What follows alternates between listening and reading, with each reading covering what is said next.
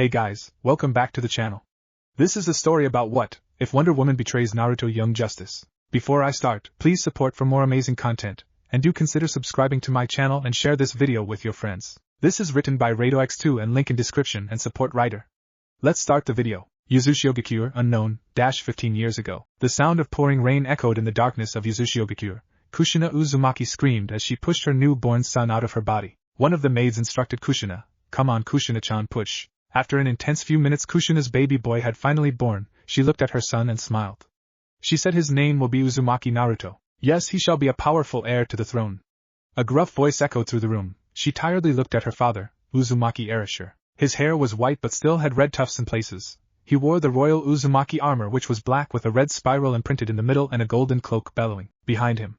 The Uzumaki clan were a clan descended from the old gods and ancient demons, most notably Odin and Kagaya Otsutsuki. The clan was split into two categories, the royal bloods that were the most powerful of the clan and the branch members who were practically the foot soldiers. The Uzumaki had long since hidden themselves from the world due to the fact that they believed humans to be evil, and they were right, in a sense. They watched as war after war plagued this earth and most recently the surge in superpowered beings. The Uzumaki clan's powers were derived from the source and their demonic heritage, hence their powers varied. An example would be Uzumaki Kushina, who had the ability of instant regeneration and can summon the chains of hell capable of sealing any being. The strongest were even proclaimed gods amongst their own clan members, and that was exactly what Naruto would become. Erasure looked at his daughter and said, "Rest, my daughter, we have much to discuss when you have returned to full health."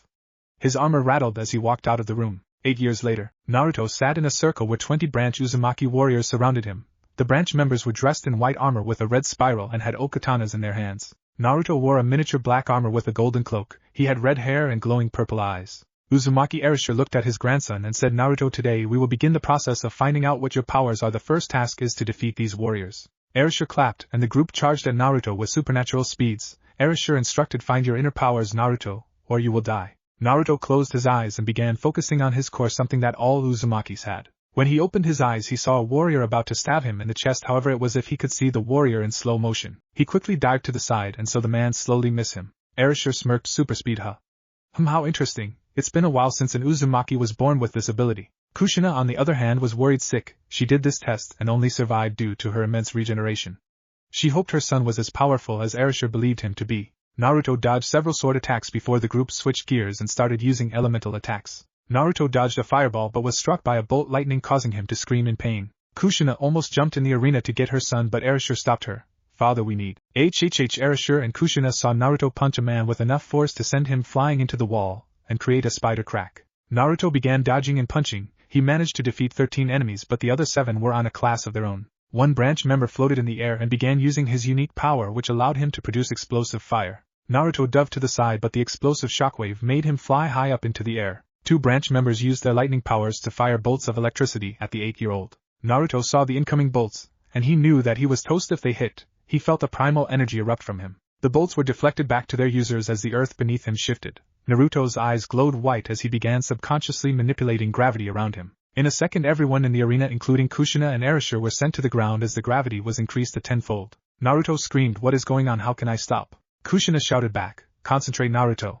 I know you can do it, son." Naruto closed his eyes and concentrated on the particles he was controlling before releasing his control over it. Kushina and the other 8 people slowly got up, their bodies thankful that the force on them was gone. Erasure clapped, "Well done, Naruto, but I have a feeling that we have only scratched the surface of what you can do." Naruto nodded, but just as he was about to walk to his mother and grandfather, he felt an overwhelming amount of fatigue causing him to faint on the spot. Kushina ran to her son and Erasure merely stood there. He thought, "This is a beginning of a new era for our clan, and I am going to make sure my grandson is the one to lead us to glory." 2 years later, a 10-year-old Naruto stood in the middle of the training room following the katas his mother was showing him. 2 years ago his grandfather began intensifying his training. He would train 7 days a week due to them finding out he had the adaptive regeneration of his mother. They also found out he had a form of telepathy allowing him to read minds and manipulate them only if they had eye contact. Kushina said, "Good job, Naruto-kun, tomorrow we will continue your training."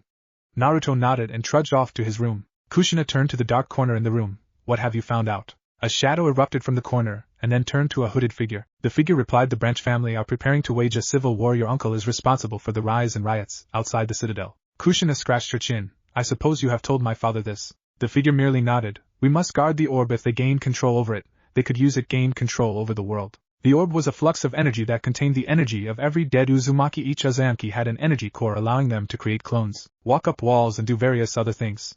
When an Uzumaki died, their dead body would be taken to the citadel, and they would harvest the remaining energy, adding it to the orb of energy that lay underneath the citadel. 5 years later, over the last 5 years, tensions began increasing, and recently the entire branch had risen up against the smaller royal family, stating they had a right to have everything that the royal family had.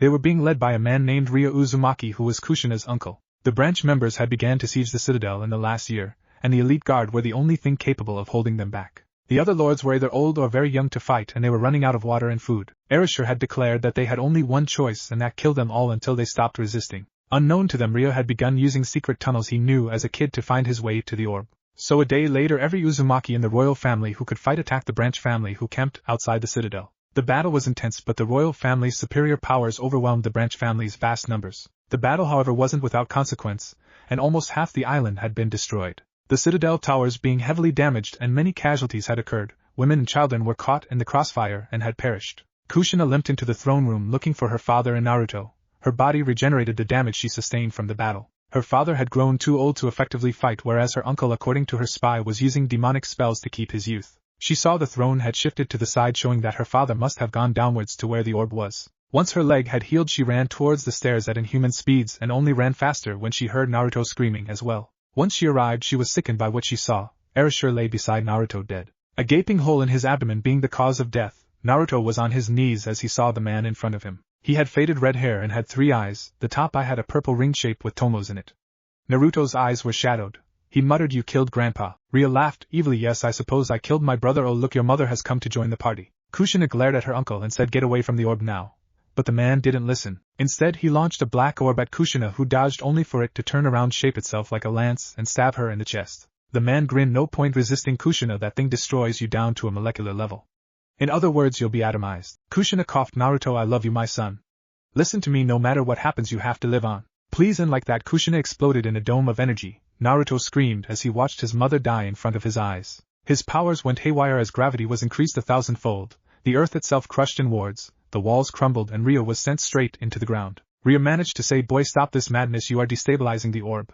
But Naruto screamed in anguish even more, causing gravity to increase even more. Ryo's eyes widened when the stand that was holding the orb cracked and broke. The orb touched the ground in that second. The entire island was enveloped in a blue light before it exploded in a blue energy dome that could be seen from space. Inside the dome, Naruto screamed in pain as the combined energy of the deceased Uzumaki entered his body. He heard the voices of the dead within his mind and felt every part of his body was on fire. His body being reconstructed to hold that energy within him, his powers were amplified tenfold, and the knowledge of his clan forcefully entered his minds. His armor changed from the normal black to black with golden outlines and a red cloak. 2 swords appeared on his back. The first was a normal katana, but was known as the swords capable of hurting gods. It was known as the sword of Kusanagi. The second sword was the legendary sword wielded by Izanagi, Tatsuka no Tsurugi. It also looked like a katana with a purple hilt and a red blade. When the dome finally dispersed, you could see Naruto lying in a crater unconscious as water slowly seeped and covered the crater. Watchtower. Everyone was assembled and they were watching the massive blue dome of energy. Superman and WW were already heading towards it. Batman had put all of them on high alert. He stated that the energy was showing massive spike in EM waves and the increase in gravitational fields were inhuman, and if they didn't have superhuman durability, they would be crushed almost instantly. 3 minutes later, Superman and Wonder Woman arrived just in time to see a young teen being swallowed by water. Wonder Woman was struggling to even float, whereas Superman's flight, which depended on him subconsciously affecting gravity allowing him to fly, Superman was sent crashing down into ocean. Superman was drawn straight towards Naruto, and that only made it easier for Superman to pick Naruto up and use his immense strength to jump them out of the water. Wonder Woman hooked them both to their lasso, and before long Martian Manhunter appeared along with Aquaman and Captain Comet. Martian Manhunter tried to enter Naruto's mind but found the boy was telepathic resistant, probably stemming from the teen's telepathy. Together along with Captain Comet they managed to teleport Naruto to the Watchtower. An hour later, it took both Hal Jordan and Jon Stewart to create a field around Naruto so that he didn't crush everything. Naruto slowly woke up and he found himself in the weirdest of places, some kind of high-tech hospital. Naruto saw a green field around him, and 2 people dressed in green spandex and rings holding the construct. Hal Jordan, seeing Naruto awake, said, "Can you hear me, kid?" Naruto spoke, "Who are you, where am I?" The ring spoke in a mechanical voice. Translating voice recognized language feudal Japanese detected. Hal Jordan spoke using the ring to change his language, "I am Hal Jordan of the Justice League, we saved you." Naruto couldn't remember what had happened, only that the orb had destroyed Yuzushiogakure. "Oh God!" Naruto's eyes widened in alarm and he began to feel physically sick. He had killed them all. He had killed his entire family. So kid, where are you from? Hal asked. Naruto glared at the man. He said I am from Uzumaki. Lantern sensed the anger in the boy's voice and wondered where it had come from. Martian Manhunter, Superman and Batman entered the room. The Dark Knight glared at Naruto and said, who are you and why did you make that explosion speak? The ring translated it, and Naruto growled. I don't need to be ordered by you. However, I shall indulge you. I am Uzumaki Naruto, the last Uzumaki. My home, it was destroyed. He said somberly, still in shock as to what had happened. And your home is? Batman asked. Naruto stared up at him with an inquisitive gaze. Why would you like to know? His guarded expression was suspicious to Batman, but he understood that he was startled by his new environment, and that he was still under shock. Superman said softly, we are just trying to help, kid. He knelt down and looked at him. My home was destroyed as well. Naruto steeled himself, barely able to stop himself from crying as he answered. I'm from Uzumaki. An island hidden away from the world for thousands of years. Superman sighed. I'll bring Wonder Woman here, she is the only one who comes from a hidden island. He flew off towards the war room to fetch Diana. Batman gave the boy one last look before he excused himself. We'll try and figure out something for you, he said as he left with Martian Manhunter. Naruto stared uncomfortably at the metal floor, wondering exactly who these people were, and what they wanted from him. Hal seemingly read his mind. If you're wondering how I ended up here, we found you at the bottom of the ocean. You almost created a tsunami. Naruto asked, what's a tsunami? How exactly had he created a harbor wave? He didn't remember ever using or being proficient in Suiton. Hal raised an eyebrow at his lack of knowledge, but then again, he couldn't fault the boy for it considering that his people lived isolated from the world. You have the ability to use gravity, right? Naruto nodded. Well, your gravity was causing the ocean to form tidal waves. If we hadn't stopped you, you'd end up drowning half of Japan and China. Naruto's blank stare indicated that he had no idea where either of those two places were. An uncomfortable silence spilled into the room. Hal wasn't used to comforting teenagers, and so he ended up leaving the boy in his own thoughts. Naruto didn't like this hollow husk that he was being held in. It made him miss his home even more, but dwelling on such thoughts only made him feel weak and miserable. He had to stay strong. It was his mother would have told him, especially considering that he didn't know who these people were. So what do you guys do? Naruto asked. Hal grinned confidently. We save the world. Naruto raised an eyebrow at his boastful comment, but found no indication that he was lying, and his negative emotion sensing wasn't flaring up like a red light, so he knew that they didn't want to attack him. So you are heroes then? He said. Warriors like me. Hal said, yes, we are like you. He didn't know enough about the kid to make such a judgment, but Hal knew that he had to be accommodating. It was rare enough to meet a metahuman with the ability to be a planetary-level threat. It was even rarer to meet a recluse with said ability. It made him dangerous in the wrong hands, of course. Still, that didn't mean he couldn't befriend the boy. Sometimes, a good distraction was all that was needed to help someone out of their despair. Justice League War Room. Batman, Wonder Woman, Hawkgirl, Jon Stewart, Superman, Martian Manhunter and Flash sat in the war room. Batman said, this is Uzumaki Naruto. He says that he is from a hidden island. What do you think? Superman replied. His heartbeat was normal. He wasn't lying. Green Lantern also answered he was startled by the hospital. He probably isn't familiar with advanced tech. Batman nodded. We have a bigger problem. He has the ability to manipulate gravity, and he seems to be trained like Diana. That means he will kill any villains as a warrior. He needs a mentor. Wonder Woman replied. I can mentor him. Superman has Supergirl. Green Lantern is busy. Martian Manhunter has his niece. Batman and Flash have their students, so that leaves me and Hawkgirl. Batman nodded. Yes, out of all the people here, you are probably the only one who could show him the ropes. Does anyone object this proposition? No one raised their hands, and it was decided Uzumaki Naruto would become the protégé of Wonder Woman. Wonder Woman stood up and said, I guess I'll greet my new student. She flew towards the med bay where she saw Naruto chuckling with Hal Jordan. He appeared somewhat more different than what she had assumed he would. Depressed as he was, Hal had done a good job of keeping him distracted. Naruto peeked up from Hal's dazzling light show as soon as he sensed a new presence. She floated in, landing effortlessly in front of him. Hal shut off his connection to the ring as Naruto and Diana stared at each other for a while, both wondering what this sense of familiarity was. She asked, Are you Uzumaki Naruto? Naruto grinned as he looked the hot woman up and down. He asked, What of it? Wonder Woman replied, I am Diana of Themyscira. I have a deal for you. We of the Justice League can provide you with money and support. However, we would like for you to train under me so you can familiarize yourself with this world. It sounded like a very good deal, Naruto admitted to himself. He had no idea what the world was like beyond Uzumaki, but his mother had told him that they had isolated themselves from the world on purpose. But he knew about the history of the one that stood in front of him. He frowned. Themyscira, you expect an Uzumaki to take orders from an Amazon. I am the last son of Uzumaki. I will not be commanded by a silly little girl whose mother taught her that men are the devil. Even in his loss, Naruto still had enough pride not to be ordered by someone that his family had proclaimed as an enemy. Wonder Woman drew her sword and glared at the boy. Say that again, I dare you. Naruto flipped off his bed and took the Totsuka blade from his back. A black flame danced around the red blade. Naruto glared at the woman, but she glared back. Hal quickly vouched for her. Naruto, Diana is a good person. She is just trying to help. He sighed. Fine, I accept your offer. He lowered his blade and gave her an even stare. But I will not enter Themyscira. Wonder Woman nodded. That is acceptable, I suppose. Now first thing first, we need you to learn English. What is English? He asked. Diana gave a simple look to Hal that asked why he had not at the very least given the boy a rundown of the world. Hal shrugged. I wouldn't get my hopes up. He's even more clueless than you were. Wonder Woman ignored the lantern as she looked at her protégé one last time. It's the language that we speak. Naruto merely pointed towards the door. Well then, lead the way, princess. Naruto pondered as he left the med bay. And he thought that maybe, just maybe, he might be able to move on from what had happened. Chapter 2, Transition. 10 months later, April 4, 2010. Wonder Woman's apartment, Washington, D.C. Naruto sat on a couch reading The Art of War by Sun Tzu. The past 6 months had been extremely boring. Wonder Woman had told him that he wasn't allowed in the Justice League until he turned 18 years old, and he had to be homeschooled at the Wayne Manor. However, that wasn't a problem considering Naruto's speed reading and vast telepathy. It was pretty easy for him to recall everything he read. It took him a while to understand a few things like physics, but his tutor had stated that Naruto could easily reach the level of people his age in a few more months. He, however, was allowed to train with Wonder Woman, and the two would spar for hours. It was a fact that they were even in hand-to-hand combat, and weapon proficiency making each of their spar extremely competitive. So far it was 30 to Naruto, and 29 to Wonder Woman.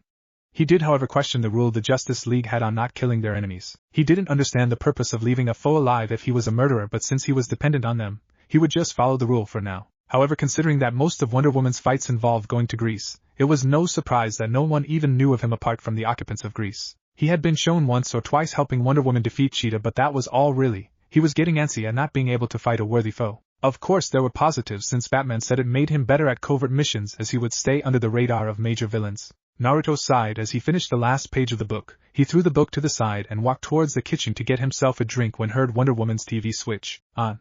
Batman's face appeared. Kage, Hal Jordan requires your assistance and Coast City coordinates will be sent your visor. Right, I am on it. His body glowed in ethereal gold as one of the seals on his chest summoned his new armored costume. Naruto still had the same body armor, except he now had a black metallic mask that had a red visor on it. Batman said it would be wise for Naruto to have a navigating system since he didn't know the exact map of America and would simply get lost. However, unknown to Naruto, Batman had a secret agenda, which was to analyze Naruto's fights and make a contingency file against Naruto if he decided to go rogue. Naruto flew out of the penthouse and towards his target with speeds equaling that of lightning. Meanwhile, Hal Jordan was fighting Sinestro, and the two were equally matched. However, the tides changed when Solomon Grundy showed up. It suddenly became 2-on-1 and he called for backup, but most of the league were already fighting their own foes, so he was going to get backup in the form of his favorite teenager, Uzumaki Naruto, or as everyone else knew him, Kage.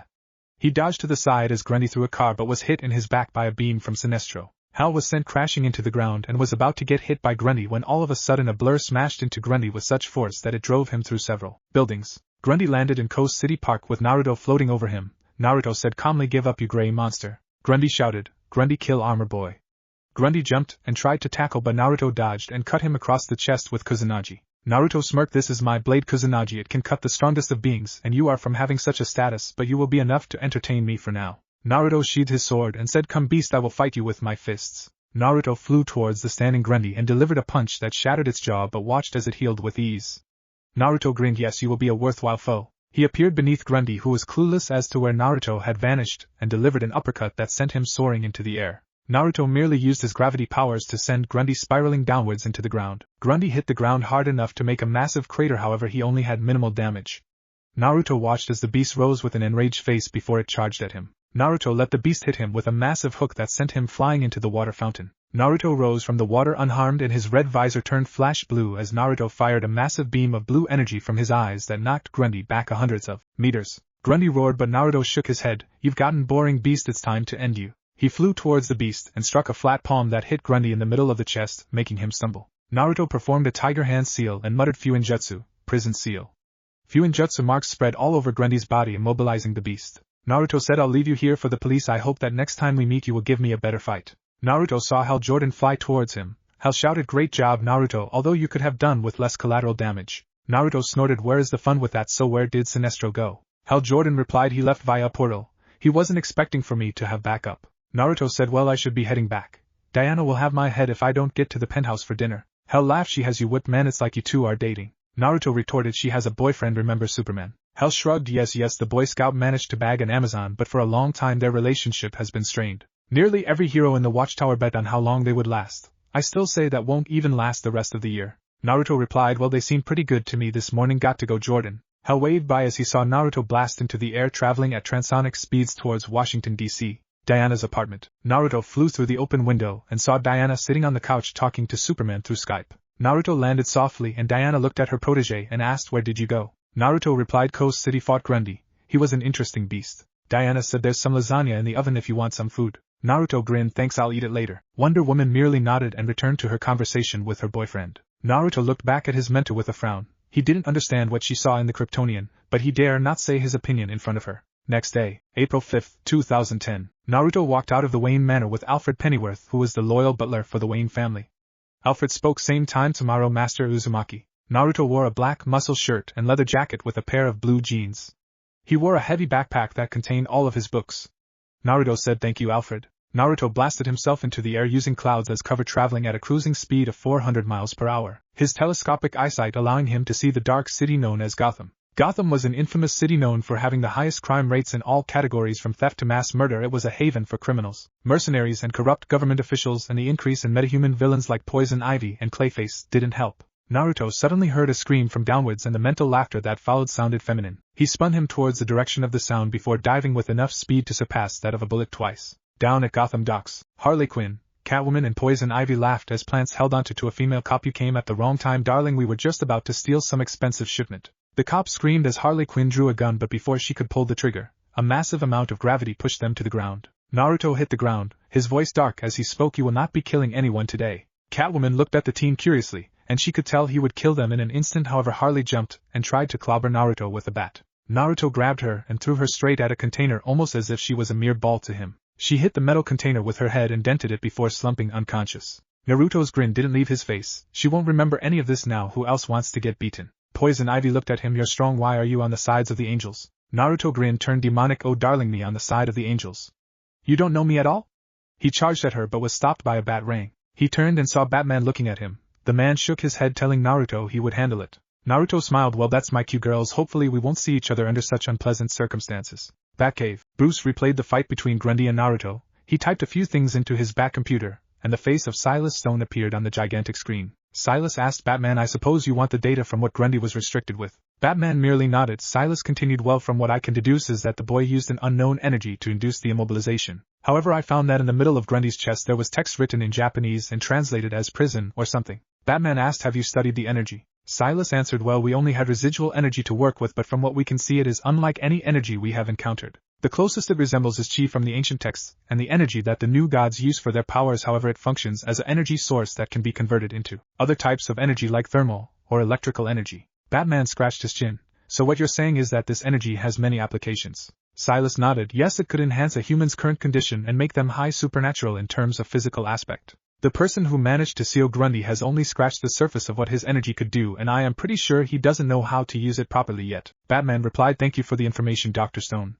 I'll be sure to contact you if something else comes up. The screen switched off and Bruce sighed in his seat. Alfred asked, sir, are you still spying on Master Uzumaki? Bruce replied, yes, his powers are a secret to all of us, and he continues to slowly show more and more of his abilities. He pressed a button and 2 metahumans appeared on the screen. These are the youngest metahumans that I have classified as planetary level threats. Alfred read them out: severe threat level, Supergirl, Kid Flash and Kage. Bruce nodded. Supergirl has the potential to become as strong as her cousin, and Kage has proved he could go in a fist fight with Wonder Woman and beat her in all categories, with the exception of experience. His gravity powers allow him to increase his super strength by making things light. Supergirl may be in the Justice League, but she is far from being mature, and Kage is getting antsy sitting and learning all day long. His fight with Grundy proved that. Alfred sighed. If I may, Master Bruce, why don't you simply allow Naruto to join the Justice League? By all means, he is capable of fighting the foes of both Wonder Woman and Superman. Bruce leaned to his chair and replied, surprisingly many have voted Naruto to not be allowed to join the League until such a time that Wonder Woman and the rest of the original team members agree that he is ready. Alfred shook his head. Naruto is a warrior, and in Ido warriors are always irritable. He wants to fight someone strong, as that is the way he was brought up. I am sure what could happen if he finds out that you and the other leaguers are extensively studying each of his moves. Bruce answered, he will turn and might become our worst enemy. I am sure many other people have taken an interest at Kage and his powers. Kage isn't affiliated with the Justice League, so he could leave if he was given a proposition by one of our enemies like Lex Luthor or worse Amanda Waller. Alfred checked his watch. Now if you excuse me, sir, I'll be bringing Master from his school. Alfred excused himself and walked out of the Batcave towards the garage. Bryce sighed as he looked at the screen. He had a lot of thinking to do on the question that was ringing in his head. What does he do with Uzumaki Naruto? Diana's missions usually involved her traveling to Thymesakara, but Naruto swore never to enter a place that the Greek gods have full jurisdiction over. It was pure blasphemy if a child of the Shinto entered the lands of the Greek god. So Naruto usually stayed in Washington, where the only villain over there was the mysterious Amanda Waller. So Bruce thought of a way to ease all these young sidekicks into the Justice League. First step was to take them to the Hall of Justice, and from there allow them to work in a few low-profile missions. Now the only question that remained was which sidekicks would join Kage. Chapter 3. Naruto had responded to a distress call by the police. Cheetah was back and she was out for blood. Naruto flew towards the humanoid cat's location. Wonder Woman had disappeared somewhere last night, and Naruto didn't have the luxury of being able to contact her. Barbara Minerva aka the cheetah cackled as she began slicing the policeman's weapons. They had surrounded the shopping mall which she currently occupied. The sounds of gunshots scared the people in the mall into a frenzy, which gave Cheetah the needed distraction to get close and begin the massacre. Cheetah began chalking the last policeman and hoisted him upwards. She heard the familiar clicking of armor in the distance. A bloodthirsty grin placated her lips. Kage. It's been far too long. Naruto landed and a crater formed in the middle of the mall. I would have thought you would have learnt your lesson by now, Cheetah. Cheetah threw the limp body of the policeman and turned to face her adversary. She grinned fairly. Oh, and what would that lesson be? Naruto unsheathed Kosangi, that you cannot beat me. Cheetah laughed. I've been upgraded. She dashed towards her long claws unsheathed. Naruto stepped backwards in surprise at Cheetah's newfound speed. He used his sword to block a powerful slash towards his torso. He jumped to the side to avoid another. Cheetah's claws ripped through an entire pillar holding them all. Damn! She is not just faster. Cheetah shouted. Tell me where your master is, Kage. Naruto's visor flashed red and the cheetah was sent to the ground by a wave of gravity. I am no one's slave, Cheetah. You sure fooled me. She cackled, trying her best to rile the young hero up. Naruto kicked the downed beast and sent her through the opening mall and crashing into a car. She groaned as she slowly got up. I need to distract him. Naruto was suddenly in front of her. He was faster than her. Cheetah gritted her teeth as she went sent flying into the air and was sent back hurtling back into the street by Naruto's gravity pull. She coughed up blood. He was ruthless, even more so than her rival, Wonder Woman. She got up slowly and saw a blue energy beam coming towards her with what little balance she had. She rolled out of its way only to be hit by an explosion of a vehicle next to her. She lay on the ground and saw Naruto's Kosangi pointed between her eyes. Yield. She growled, never. And in a flash, she got up, surprising Naruto, and her claws clashed against his armor. Naruto dodged a roundhouse kick but was punched in the torso, sending him flying into a car. The cheetah was getting faster and stronger. He flew into the air just in time to watch Cheetah barreling into the dented car and hurling it across the street. A powerful jet of chakra flew from his visor and went towards Cheetah, but she managed to dodge it. In an act of desperation, Naruto increased the gravity 100-fold, sending Minerva to the ground but also crushing everything in the block. Naruto was shocked to see Cheetah resisting the increase in gravity. Her body was turning more and more into that of a beast. A sigh of relief overcame Naruto when a lasso whipped past him and around the cheetah's neck. Cheetah was sent flying through the already damaged mall. Naruto returned the gravity to normal as Wonder Woman zoomed past him and towards the injured cheetah. Naruto followed in suit. Cheetah was capable of keeping up with just Naruto, but the deadly combination of him and Wonder Woman proved too much for her. She was knocked unconscious by a blow to the head by Naruto. Naruto said, "Where were you?" Wonder Woman replied, "Metropolis. I was assisting Superman against Metallo and Lex Luthor." Naruto merely grunted. "I am heading home, now." Wonder Woman shouted, "Aren't you forgetting what today is?" Naruto shouted back as he was about to take off, "No. I will preserve my excitement should it prove it to be everything that was promised." Of course, he cared very little about this little get-together that Batman and the other Leaguers had planned for their little sidekicks. From his experience, Batman had a way of lying without actually lying. Hall of Justice. Naruto and Wonder Woman arrived a few minutes later than Flash and Kid Flash. Kid Flash turned around to his mentor. "I told you we wouldn't be the last ones here." Naruto raised his eyebrow at the childish speedster but kept quiet. He wasn't acquainted with any of the sidekicks except for Robin. Naruto said, bored, "Shall we get going then, Batman? I do have other things to do." It was too predictable even for the Caped Crusader. Naruto knew that Batman would be up to something, and surprise, he was right. The Hall of Justice was a front for the Justice League, whilst the real headquarters was in space. It was classified and he doubted that any of the sidekicks knew about it except for Robin. Green Arrow's sidekick snarled, "Like what?" Naruto looked at the boy with a lazy eye. He asked, "What was your name again?" Red Hood Red Speedy. That was it. Speedy's eyebrows twitched. "You damned." He was silenced when he was faulted to the ground by Naruto flexing his arm. Naruto said, "I can control gravity, Arrow Boy. There is nothing you can actually do that will harm me." Kid Flash announced, "Gravity manipulation, that is so cool." Naruto sighed and pushed past everyone as he made his way to the Hall of Justice. Batman and Wonder Woman both heard Naruto muttering something about immature brats, and that he would collapse the building if he was put on a team with them. Batman sincerely hoped that Naruto wouldn't do such a thing. Inside Hall of Justice, Naruto was reading a book written by Arthur Scafanur as he watched Batman and the rest of the Justice League mutter a few unimportant things. However, Speedy or Arrow Boy had decided to get cranky and take out his justified frustration on the Justice League. Speedy or Roy Harper snarled, "That's it? You promised us a real look inside." Aquaman replied, "It's a first step." Martian Manhunter added, "You've been granted access that very few get." Roy snorted, gesturing to the window above where many people were taking pictures. He snarled, "Oh really? Who cares what side of the glass we're on?" Green Arrow pleaded, "Calm down, Roy." Roy snorted, "You're telling me to calm down? You and your pathetic league are treating us as if we're children. This isn't even the real headquarters." The last bit was directed towards the sidekicks. The sidekicks had a look of betrayal but nonetheless kept quiet. Aquaman said, "You're not helping your cause here." But Roy looked towards his fellow sidekicks and said, "Well?" Robin spoke, "Well what?" "It's a first step." Naruto closed his book and looked at Roy. He said, "What is your point, Arrow Boy? You're not going to change their mind. You're too immature to join the league. They think of every sidekick as cannon fodder that needs to be controlled." Roy looked at Naruto with a glare but nonetheless muttered, "You're right." He proceeded to walk out of the door. No one tried to stop, either the older heroes nor the sidekicks who were stunned by Naruto's comment. Batman's eyes trailed towards Naruto, who was already seen to be turning heel. Naruto announced, "I am heading home. Please inform me on how the induction goes." His voice was dripping with a mixture of sarcasm and indifference. The sound of heavy armored footsteps echoed through the silent room. Batman narrowed his eyes at Naruto. He could have sworn he saw Naruto's visor flash red for a second. Hours later, Naruto silently stalked the streets of Washington, D.C. He was hungry after doing his usual exercises and homework routine. People walking around him, hurrying to work or to whatever they were usually doing. Humans. How odd it was that he said it with such disdain. After reading the minds of so many people, Naruto beginning to see why the Uzumaki clan decided to hide themselves from the world. Naruto trudged through the streets so busy in thought until he was interrupted by a beeping on his watch. He pressed a button and saw Robin's face appear. "Kage, we need your help." Naruto sighed. "What is it?" "We've been captured by Cadmus." "I'll send you the coordinates. I'll be right there." With a burst of speed, Uzumaki Naruto had disappeared from the street as if he was never there. Unknown to him, however, a small camera on the street sent a message to the owner, and that was when Naruto had finally been recognized by the infamous Amanda Waller. Cadmus. Naruto, dressed in his armor, flew straight towards Cadmus, his HUD identifying Robin, Aqualad, Kid Flash and an unknown friendly in combat with one hideous blue monster. A grin formed as he increased his speed. Superboy was struggling to deal with Blockbuster. The being was for some odd reason too strong for the Superman clone. Blockbuster grabbed Superman's arm and threw him into the far wall.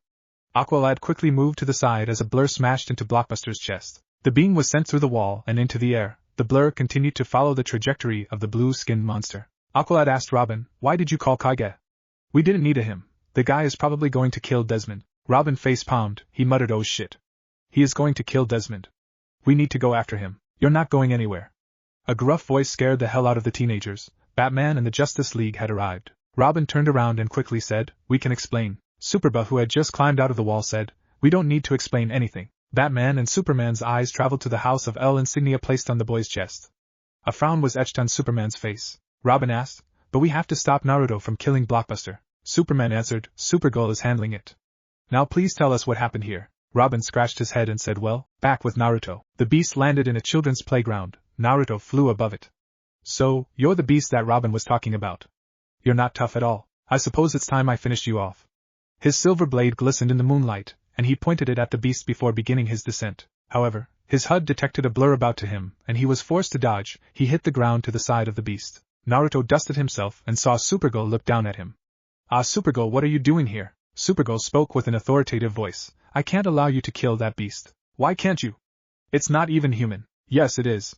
It's a human transformed into a beast." Naruto questioned her logic. "Yes, but it is now a beast." Supergirl sighed. "I was told to stop you." Naruto grinned in his mask. "So do you want to fight?" "I haven't fought a worthy foe in a long time." A very dark aura appeared around him and gravity increased around him. The swings bent and the metal poles started to bend towards the ground. He disliked the girl immensely. She was his age, and yet she was allowed into the Justice League. He doubted that it was because of her skill but because Superman was her cousin. Supergirl warily asked her fellow hero to stand down. Kage didn't like her for obvious reasons. He said she was spoilt and had no skill. She resented him because of his comments, but they never actually fought, and she honestly didn't want to fight him. "I don't want to fight. Also, the Justice League is waiting." Naruto sighed. "Fine. You're going to take the beast then." And with those words he flew towards the destroyed Cadmus building. Supergirl looked at the icky beast. She thought perhaps I should have let Kage kill it. Cadmus. Naruto arrived to see Superboy standing up to the Justice League and demanding that they be allowed to do missions. Naruto laughed internally at idiocy of letting this group do missions, but he knew that Batman was in a pickle, especially when Robin sided with the clone. Wonder Woman approached her student. She hissed at him. Please tell me you weren't involved with this. Naruto answered with a smirk. No. Sadly this isn't my handiwork, although I must admit that they make a good demolition team, but I would have wiped this building out of existence and the clone wouldn't be standing here. Wonder Woman nodded. We are going to talk about what you said in the Hall of Justice later. Naruto merely shrugged. Batman said, fine, but there will be some conditions as to what you can or cannot do. You can be overruled by any member of the Justice League. That last bit was directed towards Naruto. Supergirl, who heard Batman, looked smug but decided to keep her expression neutral when she saw Naruto's visor flash red. Naruto said, if you excuse me, I have to head home. Everyone watched as Naruto blasted himself into the air. Superman gritted his teeth at the blatant disrespect the teenager held towards his elders, and WW narrowed her eyes dangerously. Her protégé was doing this on purpose, and she would find out why, one way or another. Wonder Woman quickly flew after Naruto. She arrived at her penthouse seconds after Naruto. She quickly moved to grab Naruto's shoulders. She watched as Naruto's masked face turned towards her, his visor flashing red. Ignoring the threat of violence, she asked softly, Naruto, what is going on with you today? Naruto replied, nothing. Leave me alone. No. I will not leave you alone until you tell me what has come over you today. Naruto questioned, why do you care? Diana's facial expression explained it all. She cared about him. I care about you, Naruto. There is something bothering you. I just want to help you. Sadly, this is a matter that only I can resolve. Besides, you are only doing this because I am only your so-called protégé. You and the Justice League just want me in the palm of your hands so that you can use me whenever you want and discard of me when you please. Diana protested, that's not true. But Naruto didn't care. His apathy had only increased in the past few days. He saw no reason to care about these people. He saw no reason to live at all. His entire purpose of living had been destroyed. This is about Uzumaki, isn't it? Naruto didn't even reply as he walked upstairs. His silence spoke for itself. Diana had expected this. She knew that Naruto would resent this world just like she had. She was surprised that it had taken this long for him to become depressed. She at least had her people, her family, and something to fight for. Naruto had nothing, and from the looks of things, he was beginning to question why he was fighting anyway. Naruto's room. Naruto stared at the only photo he had of his mother. He looked at how happy she looked, how happy they looked. His mind flashed to the memory of his mother being atomized, and he unconsciously clenched his fists. Damn him! Why did he have to destroy everything? He hated Ryo for doing what he did. If only he could justice for what that man had did to his family, he would have made him suffer. Unbeknownst to the young Uzumaki, Ryo was helped by outside forces that wanted Uzumaki destroyed. 3 days later, Mount Justice. Naruto, Kid Flash, Robin, Superboy and Aqualad all lined up in front of Batman, who explained to them the terms of service. You will do this on League terms. He pointed to Red Tornado. Red Tornado has volunteered to live here and supervise you. Black Canary will be your fighting instructor, and I will deploy you on missions. Batman finished with a tone of finality. He gazed at each of the young sidekicks and paused at Kage, who gave him the tiniest of nods. You will be deployed on covert operations. Aquaman began to explain. The existence of Cadmus and their operations has shown us of the need for a team that is capable of acting under the radar. Batman finished. The 6 of you will be that team. Kid Flash excitedly exclaimed. Awesome, I can't wait to kick ass. Robin asked the more obvious question. Wait. You said 6. Batman pointed to the Zeta tube, and the team turned to see the Martian Manhunter escorting a young female Martian with red hair. That is the Martian's niece, Miss Martian. I believe she will be a unique asset on missions. Everyone began to introduce themselves to the new addition. Miss Martian seemed very flustered with all the attention. Naruto turned heel and walked towards the Zeta tube. Batman said, Kage? Naruto turned towards the Caped Crusader. What? Batman said, the Justice League has decided to put you on this team to see whether you can be inducted into the League. There are conditions. Naruto snorted. A scorching fire emitted from his armor. Do not think me so weak to beg, Batman. Batman narrowed his eyes as Kage left the mountain. Unknown location. In the middle of a dark room, several screens with silhouettes made out of light watched the footage of Kage fighting Cheetah and his attack on Blockbuster was played. Throughout the room, a deep and gruff voice asked, I thought all the Uzumaki had been destroyed. A childish boyish voice replied, he is the last one. I have been keeping tabs on him, and might I say, he is more than I expected. A feminine voice said uncaringly, he was not responsible for the destruction of our Cadmus facility. I don't see what is so interesting about this, Kage. The boy replied, of course you wouldn't. You don't appreciate anything besides your goddamned hive. A growl was emitted from the screen with the silhouette of a woman. The first voice replied, from the intel we have received, Kage can still be swayed to our side. Another voice agreed, yes. He would be an irreplaceable asset, and his unique physiology would allow us to create more powerful clones. No one voiced any opposition. The first voice announced, "Very well. It is decided, Uzumaki Naruto will see the light one way or another." Chapter 4. Metropolis, SDR Labs, July 10, 2300 hours. They say that knowledge is power, and it wasn't until a few days ago that Naruto realized how much it applied to him. He may be a metahuman that could fight with the upper echelon of super-powered beings, but he was destitute of information. Information that could provide him with the means to leave the Justice League. Currently, Batman had all the keys, he could always go rogue, but without any contacts and any means of hiding, Naruto would be running without a sense of direction. He would essentially be blind, and he would rather not have the Justice League hot on his tails every day and night. Even he was not naive enough to believe that he could beat all of the Justice League. Wonder Woman was the only person that could kill him, and some like Superman had enough power to severely injure him. He had therefore decided that he should procure some information on the Justice League. SDR Labs were known to have a large database on metahumans. He had recently developed an affinity for computer hacking. He realized that SDR Labs was virtually unhackable from the outside, and so you would need to infiltrate the building. He was dressed in a common thief's clothes, a pair of gloves and a black balaclava. He had managed to already get into the building. It had been relatively simple. Many scientists did overnight shifts, and since he was not exactly a metahuman, he didn't trigger the alarm. He stole on of the computer scientist's I.D badge, and used short electric to burst to disrupt the electric systems. He had already knocked out the security guard and placed a constructed loop. So here he was inside the main server room. He would install his already pre-programmed Trojan into the server, and download as much information as he could. He just hoped that everything would go according to plan. Unfortunately, even the best laid plans could go awry. He had installed the Trojan, and subsequently began to copy all the relevant data. He sent out several other Trojans and downloaded irrelevant data to get SDR Labs off his tail. When he removed the USB stick from the terminal and unplugged his laptop, it was time to pack it up and leave. He threw all of his gear into his backup and walked towards the server room door.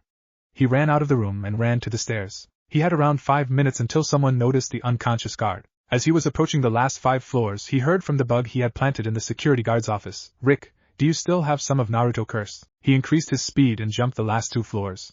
He heard, intruder on the ground floor. Shit! They would activate defense mechanisms. He would need to use his powers. The question is, what powers should he use? He decided on electricity and super speed. He sped out of the stairwells and emerged in the lobby area. Superhuman powers detected. A scanner was about to scan him, but Naruto was not having that. He released a powerful wave of electricity that short-circuited all of the equipment. Freeze! The clicking of a gun was heard behind him. Naruto sighed, and in a flash the man's weapons were dismantled and Naruto was behind him. He saw the doors were closing and a metal door was beginning to lower. Using his superhuman speed, he ran through the door and sighed in relief as he managed to escape SDR Labs. He would have thought that their security system would be advanced enough to tackle Superman, but he guessed wrong. Then again, he was reminded why exactly they didn't need such an advanced security system when Supergirl appeared in front of him. She said calmly, "Turn yourself in and I won't have to harm you." Naruto didn't want to have to deal with her, so he used the one thing he brought to counteract her. A very powerful flashbang. It would cause her to momentarily lose her sight. He threw it at her face and it exploded. A bright explosion of light covered her vision, and she was forced to cover her eyes. By the time she had recovered from it, Naruto had disappeared into an alleyway 10 blocks away. Supergirl growled as she flew up into the air. She knew how he looked like. She would find him. Using her X-ray vision and superhuman magnification, she scanned the city. It was a slow process. She was looking for the man. Unfortunately, he had seemingly disappeared like a ghost. July 11th, Mount Justice, 10 a.m. I tell you, Batman, he was a pro. He didn't leave a single clue behind. Supergirl told Batman about everything that had occurred. He fried the security footage, he didn't leave any DNA, and he managed to stun me. Batman was impressed, although he would never express it. This young thief had showed the panache of an expert strategist. He had planned everything from cover to cover. Even if he was found, which would be very hard to do, he wouldn't be able to put him in jail. Any evidence the detective had gained beside what he actually stole would be circumstantial. Superman and Supergirl had 2 main weaknesses, kryptonite and magic. This thief exploited one of their strengths. He knew about Kryptonians' overpowered senses, and he used that against them. Batman gruffly answered, "I will look into it." He marched towards the Zeta Tube, intent on investigating this later on, but he needed to head over to the company first. Supergirl wanted some food and she smelt something very delicious coming from the kitchen. Naruto was using his superhuman hearing to listen on the conversation. A smile played on his lips. Despite the minor setback and the fact that he never wanted to be seen by anyone in the Justice League, he was still happy that everything was going according to his plan, or at least the rough outlines he had come up with. He flipped the egg and the bacon, making sure that they were cooked to his standards. He heard, "Something smells good in here." Damn it! He turned around and he and Supergirl exchanged eye contact. She asked, "Who are you?" It was of course the first time she had seen him without his visor on or his full body armor. Batman had advised that he need not wear his visor in front of his new team. Supergirl stared at the teenager in front of her. He was quite tall, around 6'3". He had gravity-defying spiky blood-red hair and glaring purple amethyst eyes. He had a very muscular build, not as muscular as Superman but muscular enough to tell Supergirl that he was a fighter. Naruto smiled. Oh, I forgot you don't recognize me without my visor. Supergirl almost stepped. Kage. Yes, that's me. To Supergirl, the awkwardness of being with her rival Kage was enough for her to want to leave. So tell me, Supergirl, what is a member of the Justice League doing here? Supergirl sighed. It doesn't matter, I should probably get going. Naruto decided to cut the teen some slack. You can stay. I made enough for two. Supergirl said nervously. I don't want to interrupt your breakfast. Naruto chuckled. It's fine, take a seat and I'll finish up for you. Supergirl looked at Kage with surprise. He seemed very mellow compared to his fiery persona as a superhero. If he hadn't given her the clues to figure out his identity, she would have sworn that he was a different person. Thanks, Kage. Naruto said. My name is Naruto. Supergirl decided to reciprocate. I am Kara. A part of her wondered why he was being so friendly, and a creeping suspicion was beginning to sink in before she quashed it. Naruto quickly plated the food and leads Supergirl to the dining room. This is great. Kara complimented his cooking as she finished her breakfast at record speed. Naruto merely chuckled as he sipped some orange juice. He asked, So what made you decide to come here? Kara replied, There was an incident in Metropolis last night, and I needed Batman's help. Her Justice League signaling device began to vibrate, telling her that she was needed at the Watchtower. She looked at him apologetically, but Naruto gave her the briefest of nods, and she flew out of the room at breakneck speeds. Naruto grinned. It was necessary for his plan that he acted as if there was nothing going on. He needed the Justice League to trust him and to feel as though he didn't hate them. He finished his drink and headed towards the exercise room. Recognized B03 Aqualad. Recognized B02 Kid Flash, B01 Robin. Naruto saw the three of them emerge from the Zeta beam. They seemed rather unhappy, but their venture to pick up Speedy and recruit to the team. Naruto could tell that they failed. Kid Flash sped up to Naruto. Is he here yet? Naruto replied, Red Tornado isn't, but he should be here soon. I am going to the training room. Wally looked at his other fellow teammates. Well, isn't he peachy? Robin shrugged. Let him be, Wally. We both know he doesn't exactly want to be here. Wally bluntly said, or belong here. Aqualad looked at him with disappointment, and Wally quickly finished. I mean, it's just that he is too powerful to be here. I doubt Batman is going to let us fight any of the heavy hitters. Both Robin and Aqualad doubted that he meant it that way, but kept their mouths shut before walking to the holographic computer. 1 hour later, training room. Naruto was about done with his katas. He had practiced his weapon throwing and his kenjutsu beforehand. He stopped when he heard the mechanical whirring noise behind him. Red Tornado's mechanical voice echoed throughout the room. You must be Kage.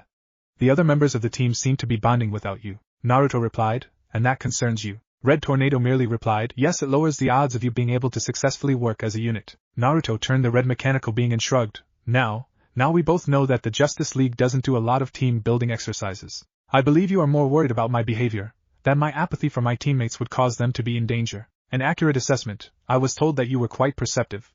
Will that be a problem? Naruto grinned as he spun his katana. No, not at all. If they are useful in a mission, I will be sure to use them to their fullest capacity. It's like playing a game of chess really. For now they are merely pawns. Red Tornado finished, but they may promote to a piece of higher significance. Naruto smiled at the droid. Exactly. He grabbed a towel and walked out of the room. Red Tornado muttered, a most worrying assessment but an accurate one nonetheless. Naruto's cynical view on how the team was viewed by the Justice League was relatively accurate, but to Red Tornado it was worrisome was that if they weren't useful, what action would Naruto take against them? Would he leave on the battlefield bleeding? Would he support them? He would watch the young teenager more closely. 10 minutes later, Naruto, there is a disturbance in the Happy Harbor power plant. The team has already been sent ahead of you. By the time Red Tornado had finished giving the order, Naruto was already out of Mount Justice, and was flying towards the power plant at Mach 3. With the rest of the team, they were getting beaten left, right and center. This new android that called itself Twister was capable of generating tornadoes and high-powered wind blasts. Wally charged at the android, but he was deflected by a powerful wave of wind. The android moved to its side to avoid a punch from Superboot before throwing him away. Twister was capable of reading their movements, and their simplistic patterns allowed it to easily calculate the next mode of action. Where is Red Tornado? I didn't come here to fight children, Wally growled. We are not children. If the android were capable of making anyone, it would have, but it instead voted to simply blast Kid Flash into a steel beam. Robin shouted, Kid!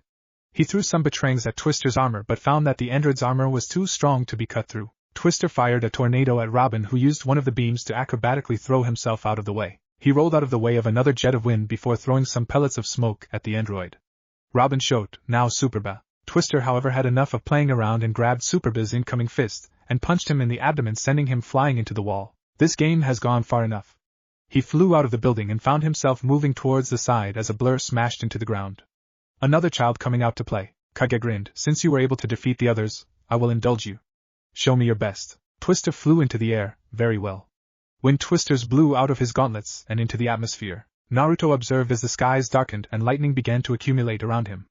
Kid Flash and the team who had regained their bearings ran out of the room. A jet of lightning began to rip through the air, and was aimed towards Naruto, who merely deflected with his sword. A powerful jet of energy zoomed towards Twister, who merely threw a bolt of lightning towards it. An explosion rippled before Twister, and in a second Naruto was before him, and the two began a duel in the air.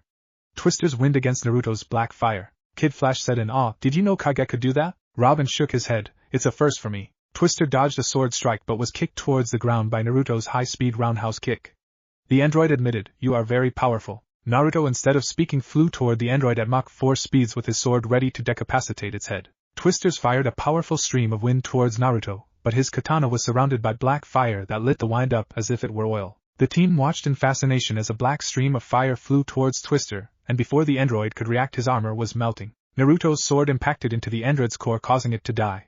With a snap of his finger, the black flames disappeared. Kid Flash sped up to the standing Naruto and the now disassembled android. He said, "Dude, that was sick." Naruto's visor and flashed red. Kid Flash gulped as he saw daunting and threatening Naruto looked with his armor. "I was just doing my job. Return the broken pieces back to the cave. I believe that Red Tornado would want to have a closer look." He turned to the others and said, "I trust that you learned your lesson now." Superboy growled, "And what would that be?" Naruto merely replied, "That charging into battle without any strategy is a bad idea. There will come a time when I cannot swoop in and save you all. If you don't take this seriously, you will die." With that, Naruto flew away from a team that had lost their jovial happiness about their victory as they came to terms with Naruto's words. He was after all correct. The truth as to why Batman hadn't assigned any missions began to enter their minds. They simply weren't ready. Hours later, Washington, D.C., dojo. Naruto flipped over to avoid a sword strike. He kicked Wonder Woman's back and she was forced to roll over to avoid Naruto's incoming heel kick. The two warriors duked it out. Sounds of metal clanging and grunting could be heard from outside. The dojo was part of an abandoned warehouse that Bruce Wayne had brought and renovated for her use. The walls were soundproof and had multiple racks of different weapons in front of them. She grabbed Naruto's thrusted arm and in one fluent motion disarmed him. She spun her blade and aimed the circular hilt at his kidney. Naruto grunted at the jab but was quickly thrown into the wall. He grabbed a bow staff and spun it for good measure. Wonder Woman grinned as she dashed towards him at breakneck speeds. Naruto used his bow staff to keep the distance between her. She dashed underneath his jab and was about to hit him again, but Naruto anticipated the movement and grabbed her arm in a twisting motion, causing the blade to drop. Wonder Woman wasn't done as she swiped his leg and Naruto fell to the ground. She straddled him and with her arm held both of his arms above his head in a steel-like grip. Her other arm had already grabbed the down sword and was pointing at Naruto's neck. Naruto could feel her hot breath on his face as she leant down and looked into his purple eyes with a mixture of mirth and daringness, as if she was daring him to escape. He said, "It's your win, Wonder Woman." She smiled and released her grip on his hand. "It was a good duel as always, Naruto." She threw him a water bottle to her side and Naruto caught it. "Batman told me about your fight with the android named Twister. He expressed concerns about how you treated your teammates." Naruto gulped down some water. He responded, "I told them the truth. They think just because they fought a few villains over the years that they can win any battle. They dived head first into battle and expected that they would emerge victorious. It's wishful thinking." Wonder Woman sat beside her partner. "You must understand, Naruto, that unlike the two of us, they weren't trained from when they could walk. They lead normal lives and for the most part, they don't fight villains. You can't expect them to fight as well as you and you can't expect them to fight as good as the others in Uzumaki. When I first joined the Justice League, I saw the same thing you see with your team. I saw a team of powerful people incapable of working as a unit. It was only due to Batman's tactical knowledge that we were able to win. So give them a chance." Naruto sighed. "Fine." Diana smiled. She stood up. "I am heading over to Metropolis. I trust that you will be fine." Naruto merely nodded. He watched as she headed out of the dojo and towards the shower room, no doubt getting ready to go see Superman. Naruto found himself wondering whether he was beginning to develop feelings for Diana. He thought, "That's absurd. I would never fall for an Amazon. Besides, she was with Superman anyway." He looked at the fallen bow staff and picked it up. He spun it around his neck and impaled it into the wall. He quashed all of the emotions he was currently feeling as a darkness spread through his body. He had a plan and the plan was the most important thing right now. It was more important than the powerful feeling of loneliness that he was feeling. He thought, "Back in Uzumaki, you were royalty, you were important, but here you are nothing." It had taken a while to come to terms with that, but he realized that it had its perks.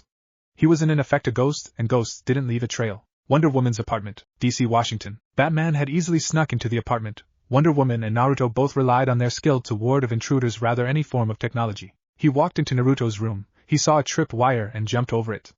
Well, it appeared Naruto was quite paranoid. The young Uzumaki's room was quite plain. A queen-sized bed was situated in the middle of the room. A rather intricate computer set up onto the left side beside the wooden wardrobe. He walked to the computer and pressed a few buttons. He narrowed his eyes when he saw the level of encryption that Naruto had put on the machine. He returned the computer back to sleep mode before walking around the room. He stopped at what seemed to be an Othello board with checker, chess and shogi pieces being placed around the board in a seemingly random way.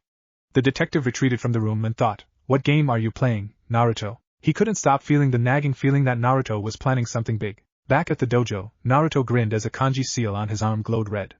He activated the camera bug in his room and found Batman walking out of his room. His experiment had worked. He figured out that Batman was a master of infiltration, but he was incapable of detecting any of his seals. A weakness that Naruto would happily expose. It was time for his next move. Chapter 5, Uzumaki Academy, Branch, Classroom. The Uzumaki Academy was where the branch members trained their children. They taught them how to use their unique powers, their abilities, and most importantly how to wield chakra to its fullest potential. The royal family were more independent, and were trained in the citadel. That wasn't to say that they never brought their children to the academy. The Uzumaki clan had a tradition of yearly tournaments. The branch members would pit themselves against the royal family. In one classroom, the leader of the branch family, Ryo Uzumaki, was sitting in front of a classroom filled with children. He was giving them a lecture of the importance of learning how to control one's chakra. A student eagerly asked, "Ryo-sama, could you show us a jutsu?" The old Uzumaki sighed and smiled. "This technique is one of my favorite, and most versatile in my arsenal. It's called the Kage Bunshin no Jutsu." He crossed two fingers from both hands in a cross-like fashion and spiked his chakra. In a plume of smoke, two identical versions of Ryo stood on both sides of him. The image began to fade and another one became clearer. Ryo stood on a large pedestal in front of hundreds of people, he shouted. "For too long we have suffered under the tyranny of the royal family. They take out as ours and claim it belongs to them. They brand as slaves whilst they enjoy their lavish lifestyle. I say no more. I say we take back what is ours." A roar of approval followed. "Naruto!" Robin's voice caused the Uzumaki to jolt out of his dream/memory viewing. He was getting more and more vivid memories as of late. He was learning things that he had never learned before. "Batman wants in the hall for a briefing. We have a mission." Finally! Naruto thought. Naruto followed Robin, wincing slightly as information about the Kage Bunshin Jutsu flooded his mind, as well as the variations that other Uzumakis had created. Naruto had learned that he would get memories and information via certain cues. They were sometimes random, but it was usually an object, a word, or a place of familiarities. Isla Santa Prisca. This island nation is the primary source of a dangerous and illegal steroid, a strength-enhancing drug sold under the street name Venom. Batman explained what the island was. He continued, "Infrared heat signatures indicate their factory is still operating at full capacity, but all shipments of Venom have been inexplicably cut off." A holographic projection of the factory was showed to the team. Batman turned to the team. He told them the mission's objectives. "This is a covert recon mission only. Observe and report. If the Justice League needs to intervene, they will." Naruto zoned out of the rest of the meeting. His HUD was accessing the League's database. He was currently reading files about Santa Prisca. They were not only the largest distributor of Venom, but were suspected of money laundering. A grin quirked Naruto's lips, he thought. Where there were drugs, there was usually a large amount of money. His plan was progressing rather well. Naruto saw the team heading off to the bioship and Batman walking away. Naruto asked, "Why us?" Batman turned. He replied monotonously, "I'm sure you'll figure that out." With that, the Caped Crusader walked away. Naruto's grin faded. Batman had been keeping tabs on him ever since he had invaded his room. When Naruto returned back to the penthouse, he wasn't surprised to find the house was bugged and rather well. He would have shown it to Wonder Woman, but considering that she was beginning to spend more and more time in Metropolis, and only came to Washington when she had a diplomatic meeting or for their routine spar, he didn't really see the need. Naruto had seen the team were still edgy but were beginning to train more. Calder and Robin lead the team through a number of simulations whilst Naruto monitored their actions and flaws. He wouldn't say that they were combat ready or even capable of working as a unit, but they were getting there. Bioship. Drop Zone A in 30. Calder stood up and pressed the golden trident on his belt. His usual red armor turned black. He said confidently, "Ready?" Gan nodded and the bioship responded to her command. The floor in front of him opened and Aqualad jumped out into the ocean. The ship was already in camouflage mode. A few minutes later they heard Aqualad, "Heat and motion sensors are off. Remote weapon systems are down." Kage's voice echoed through the comms. It was his plan to fly ahead. He breached the system by applying seals on his body that made him look as though he possessed no heat signature. "We'll rendezvous at Drop Zone B." Gan confirmed. "Roger that," she announced. "Drop Zone B." They all unbuckled. Kid Flash pressed his chest logo of the Flash and his colorful yellow and red suit turned black. He looked at Superboy and said, "It's not too late to wear the new stealth tech." Superboy replied coolly, "No tights, no capes. No offense. It totally works for you," Gan said dreamily. Superboy looked at her pointedly, almost, which caused her to continue nervously, "In that you can do good work in those clothes." Naruto's monotonous voice interrupted the little party. Less talking and more moving. "I am already at the rendezvous point. Megan and Kid Flash looked sheepishly as Naruto ordered them to get down. Robin frowned as he buckled up. It appeared that Naruto was already taking leadership of the team even if he had expressed to him privately that he doesn't want to command. He remembered their conversation a few days. Flashback. Training room. You're improving. Naruto moved quickly to dodge two batarangs and caught one with his fingers. Robin charged at the older and much taller teenager and engaged him in close-quarter combat. Naruto showed his superiority by evading all of Robin's attacks. Robin growled, "Are you just going to dodge?" Naruto smirked, "You're not giving me a reason not to." A timer went off and Robin almost kicked the floor in frustration. Naruto said, "As I said, you're improving, Robin." Robin grounded out, "Clearly not enough." Naruto smiled, "This isn't about me anymore, is it?" It was more of a statement than a question. Robin answered smoothly, "I was reckless and stupid when I was fighting against Twister. I should have utilized the team's abilities more effectively. It was a lesson like any other, Robin. You learned that even though you were trained by Batman that there are limitations to your abilities. This team doesn't have a leader, it doesn't have someone that can rally them at a single notice, and as such it remains disjointed." Robin looked at Naruto with a curious expression. "So who do you think can lead this team?" "Batman told me that he saw you as a very capable strategist." Naruto shook his head. "I will not be the leader of this team.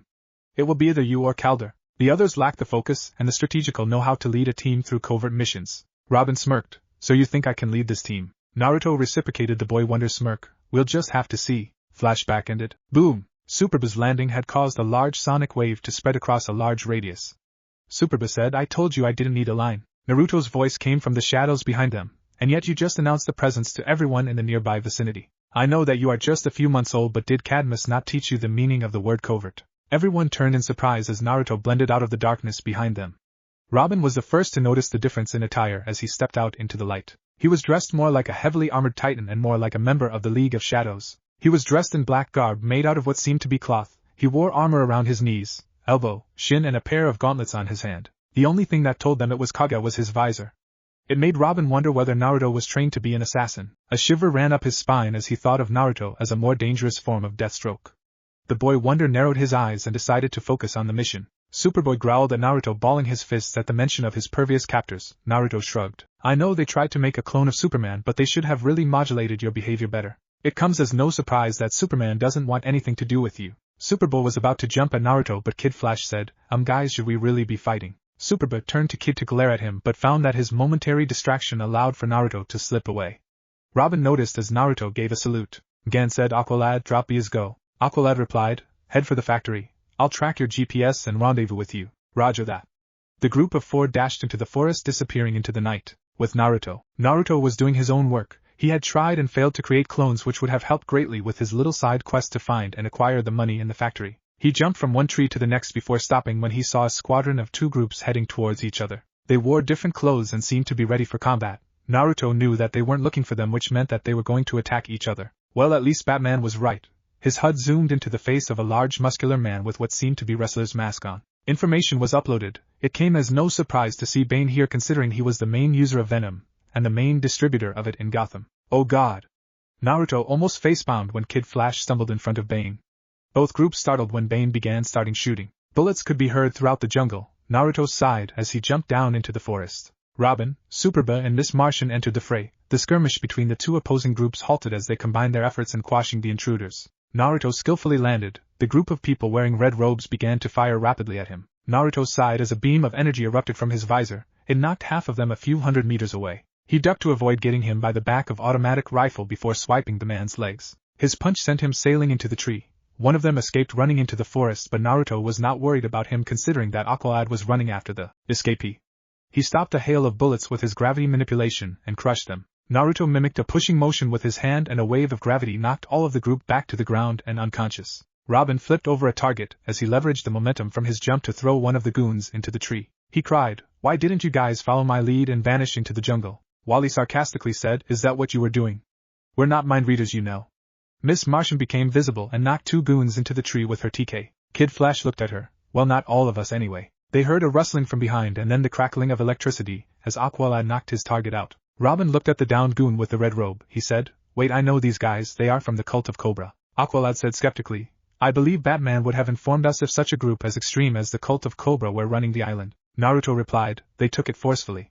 He threw a cultist into the ground. All of them saw the man muttering gibberish as if his brain were fried. Robin asked suspiciously, "What did you do to him?" Standard interrogation. The rest of the team looked apprehensively at the cultist and Naruto. Wally asked, "What do we do now? Since you decided to inform all of the island of our presence, Wally, we have two choices: go to the factory and get ready for a large amount of resistance, or withdraw and inform Batman that the team was incapable of performing a simple reconnaissance mission." Kid Flash shouted at Naruto, "Hey, I know you don't want to be placed onto this team and all, but you don't get to always mock us.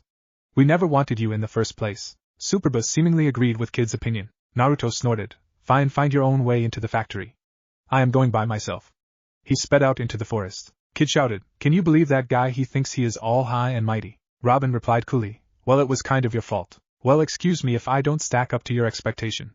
We are not all trained by Batman." It was true, Robin was the only one in this team that was trained in covert operations except for Naruto. The rest of the team were forced to improvise, and the fact that this type of environment along with the pressure made them prone to making mistakes. Robin looked at his mini-computer and sighed. Kage switched off his GPS.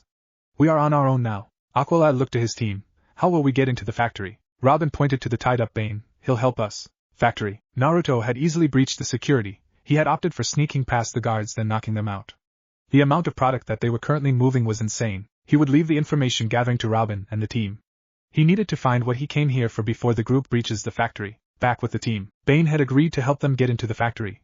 He claimed that the enemy of his enemy were his allies for now at least. Robin knew that the Spanish-speaking wrestler would betray them the second they got clear, but for now he begrudgingly accepted Bane's help. The factory would after all be on high alert after Kid Flash blew their cover.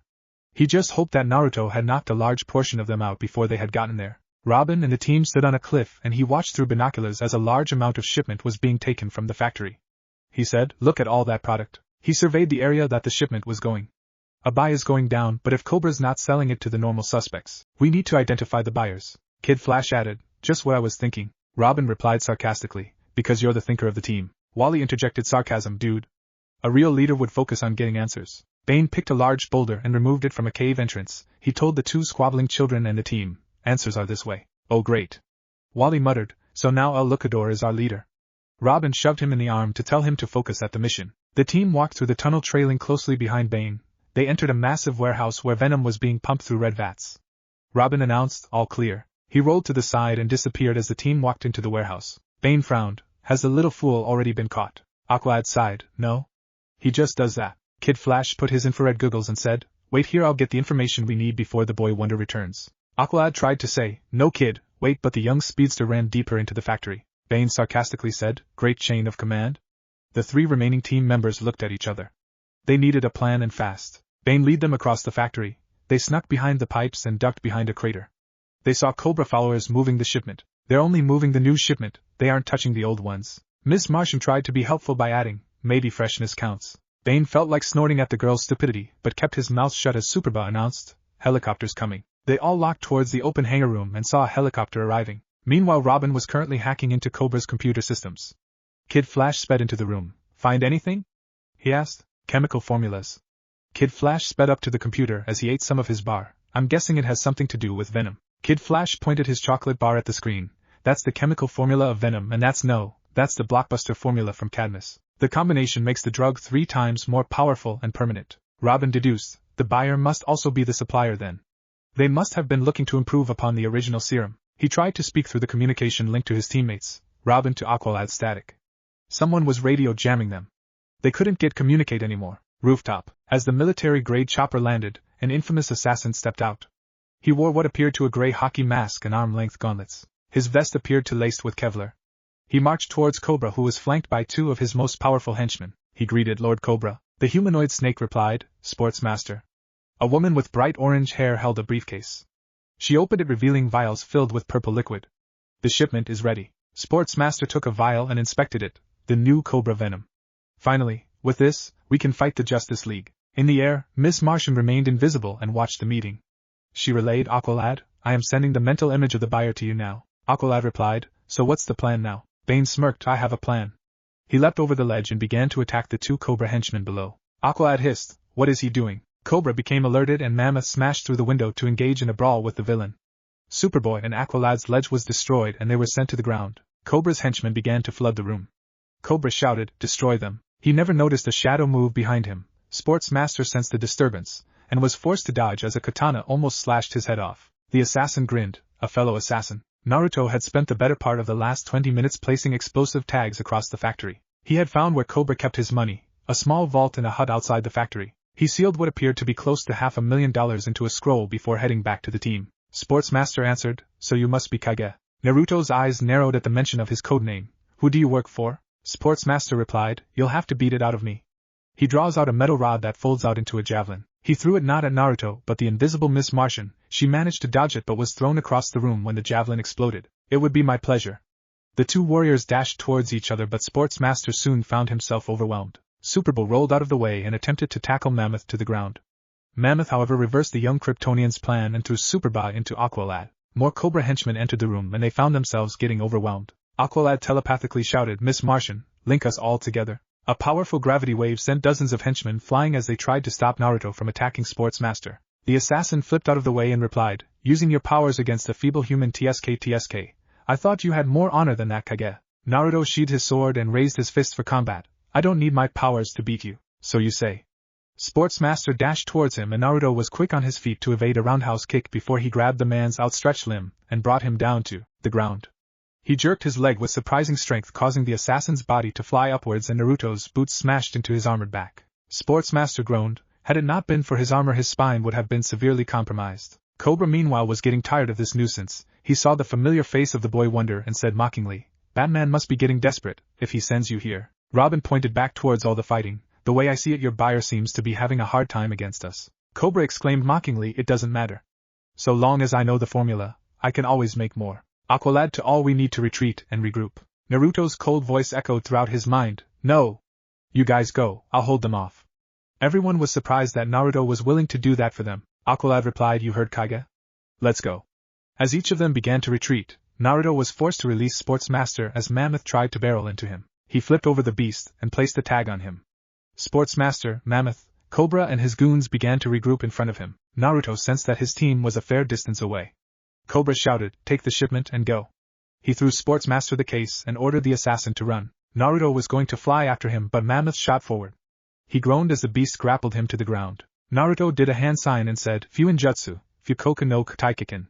Mammoth screamed as his arms were bent backwards and what appeared to be steel crossing around him. He broke some of the steel off but found that it regenerated. Cobra decided to run towards the chopper but found the team there fighting off Sportsmaster and Shimmer. Naruto waved his hand and a massive amount of gravity threw Cobra and his goons to the side. Naruto replied, "You have nowhere to go, Cobra." The villain grew angry at the teenager in front of him. His plan had been foiled by mere kids. Such blasphemy could not be tolerated in his eyes. He would make Naruto bow before him. He took off his robe and raised his hands to get ready for combat. The sound of a chopper rang throughout the factory. Cobra chuckled, "It appears your teammates are as not skilled as you believe them to be. You can either stay here and fight me or you can try and stop the shipment." Naruto flew out of the window to see Shimmer getting tied up by Robin. An injured Superbell was holding Miss Martian. Naruto saw the plane flying in the distance. His visor flashed red as a jet of blue light ripped from him and straight at the chopper. Miss Martian grinned as she activated the C4 and the plane blew up. Naruto turned to see that Cobra had vanished and would most likely not be found. Naruto, in hopes of catching Cobra, decided to activate the paper tags that were placed around the plant. An explosion shook the area where the chopper flying straight into the plant. Had Naruto been paying attention he would have seen Sportsmaster jump out of the plane and into the forest. Aqualad and Kid Flash appeared before them. "Bane is secure," Aqualad told them. "The Justice League should be arriving soon." Robin cackled, "I'm glad I didn't take up the leadership position." He looked pointedly at Aqualad. "I'd hate to have to tell Batman how this miss happened." Kid Flash slapped the Atlantean on the back. "Cheer up, at least we can say we took down a major villain." Only Miss Martian noticed Naruto vanishing into the night. Naruto heard in his mind, "Thank you." Not hearing a reply, Miss Martian shut off her mental link with Naruto and peered into the night with a frown. Was he ever going to trust them? It took the rest only a minute or so to recognize that Naruto had disappeared. Kid Flash said, "I swear to go he's like a ninja." Robin could merely nod. Naruto reminded him of Batman. Robin had still not gotten better at detecting his tutor when he disappeared. Naruto was just as good if not better at disappearing, but that could be due to his super speed. A simple recon mission. Observe and report. Each of the team members lined up in front of the caped crusader dressed in civilian clothing. He walked around and said, "You'll each receive a written evaluation informing each of you of your many mistakes. Until then, good job." Apart from Robin and Naruto, the team seemed utterly surprised at Batman's sudden praise.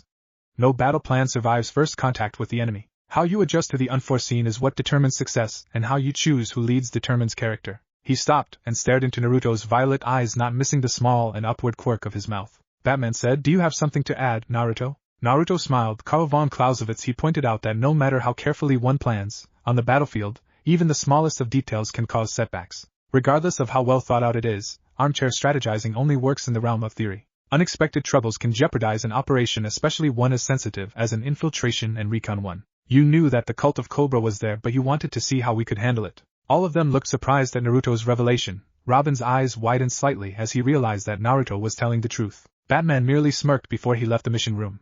Megan asked, how long did you know? Naruto shrugged. I had my suspicions all along. Robin facepalmed as he muttered, I should have seen it. Naruto informed them. Batman had his reasons for doing what he did. He needed to know whether you were capable of missions such as these. Covert operations are unlike the normal skirmishes you have with the villains in your respective cities. You aren't in an area of familiarity, and the enemy has that advantage. You must be prepared for your plan to fail, and when it does you must be ready to improvise. We did a good job. We took down the largest supplier of venom and may have saved innocent lives in Gotham or any other city it used in. Calder looked at Naruto and saw the fierceness in his eyes. He said, I want you to be team leader. Wally jumped in. Calder, we voted you team leader. Calder shook his head. Naruto has shown to be the superior tactician. Naruto replied, strategy is important in winning any battle, but Calder, you have gained the trust of your teammate, and with it you have gained something that is even more important than any strategy one could come up with, loyalty. For that reason alone, I can say that you should be the leader. Calder nodded in respect to his fellow teammate. Naruto said, until next time. He walked off towards the Zeta Tube and boomed himself back to D.C. Washington. Hours later, Washington, D.C. Park. Naruto sat on a table moving the chess pieces on his own. He heard from behind him, Fisher and Spa Sky. Game 4. I heard you were quite the strategist. Naruto replied emotionless, considering the fact that you didn't even try to mask your presence away from me says that you aren't. A feminine voice melodiously chuckled as she took seat in front of him. I came here just to talk. Naruto's violet eyes looked at the slender, dark-skinned woman with dark blue eyes and long black hair. Naruto said, you have my full attention. We've been watching you for quite some time now, Uzumaki Naruto. You have caught our interest. She said, we wish for you to work for us. And who are you? The woman smiled slightly. People who can grant you your freedom. Naruto narrowed his eyes. I'm not in prison or a slave of any kind, my freedom already exists. She passed him an envelope. The Justice League has been monitoring your activities for a long time. They have already created enough contingency plans to subdue you should you go rogue. I have known of this for a long time. Batman has made it no secret that he doesn't trust me. You still haven't given me any initiative. Open the envelope. Naruto did as he was asked and saw audio player. He played the tape. Diana, have you found Kage's weakness? He heard Wonder Woman's reply, it's me. Then it's decided. You will remain close to Kage, earn his trust. Batman's voice could be heard. Naruto's grip on the table increased until small cracks formed beneath the chessboard. She smiled, so do we have a deal? Her coy voice seemed to be almost mocking him. Elsewhere, Sportsmaster said, I only managed to procure a single ampoule of Cobra venom. He stood in front of 5 screens with light figures. The screen allocated to L4 was switched off. The French voice of L6 said, perhaps the drug can be reverse engineered. L1 spoke, what of our young heroes? First Cadmus, then Mr. Twister. Now Santa Prisca. Once is happenstance, twice is coincidence, but 3 times is enemy action. He spoke with voice filled with pure power. Enemies of the light must not stand. Chapter 6. New Alliances and New Enemies. Naruto stared intently at the dark-skinned woman. How do I know that you're not lying? Considering the fact that you managed to bug the Justice League's headquarters means you have a lot of power and resources. Surely someone of your stature has the resources to fake the tape. Queen Bee chuckled with mirth. Oh come now, Mr. Uzumaki. I am sure you are intelligent enough to know that such a course of action is counterintuitive. She was right, but Naruto was still apprehensive to trust her. She saw his apprehension and decided to allay it. Perhaps some time to think would help. She smiled as she stood up. I'll be sure to contact you, my liege. She bowed royally before she stalked off into the night. He gripped the stone table harder as it strained to remain standing. She was mocking him, reminding him of what he was. The fall of Yuzushiogakure left him with nothing except an empty title, a title that meant nothing anymore. He was after all a king of nothing. Kyoto, Japan. C1, in position and ready. C2, in position and ready. Naruto surveyed from a hill the location that he was meant to be targeting. It was a relatively large Japanese-styled mansion. Batman had said that intel had shown that the owner had used his connections to steal a Quake pulsar. Batman wanted it returned to SDR Labs as soon as possible. The branch in Japan had authorized Naruto to take it to American soil in hopes that it wouldn't be stolen again. He had advised the Caped Crusader that this mission should be a solo one. It was after all too sensitive to send in a group of rookies into foreign soil to retrieve a stolen weapon from a man that had a large amount of sway in East Asia. Batman had seemed to agree after some research into the man. Naruto was not even allowed to wear anything remotely similar to his normal attire. If he was spotted, the US would more than likely extradite him to the Japanese, and since he had no records, it would be rather easy for him to be silenced. if he were a normal human. So here he was dressed in a track suit with a balaclava. He had spent the better part of 2 days tracking the whereabouts of the Quake pulsar. His clones had already flanked the building. They had placed seals across the building. He had created them specifically for this mission. The seals would release a powerful knockout gas that would flood the mansion. It would give Naruto a window of 10 minutes to get in, take the pulsar and leave, all without leaving a trace. All right, flood it. C1 and C2 replied, roger that. The guards, unaware as the colorless knockout gas flooded every inch of the mansion and surrounding area. Naruto said, you know the drill. The 2 clones nodded and dispelled. His head throbbed as an influx of information entered his mind. Naruto jumped from the hill, his body rocketing towards the front of the mission. It took Naruto 8 minutes to find the safe that held the Quake pulsar.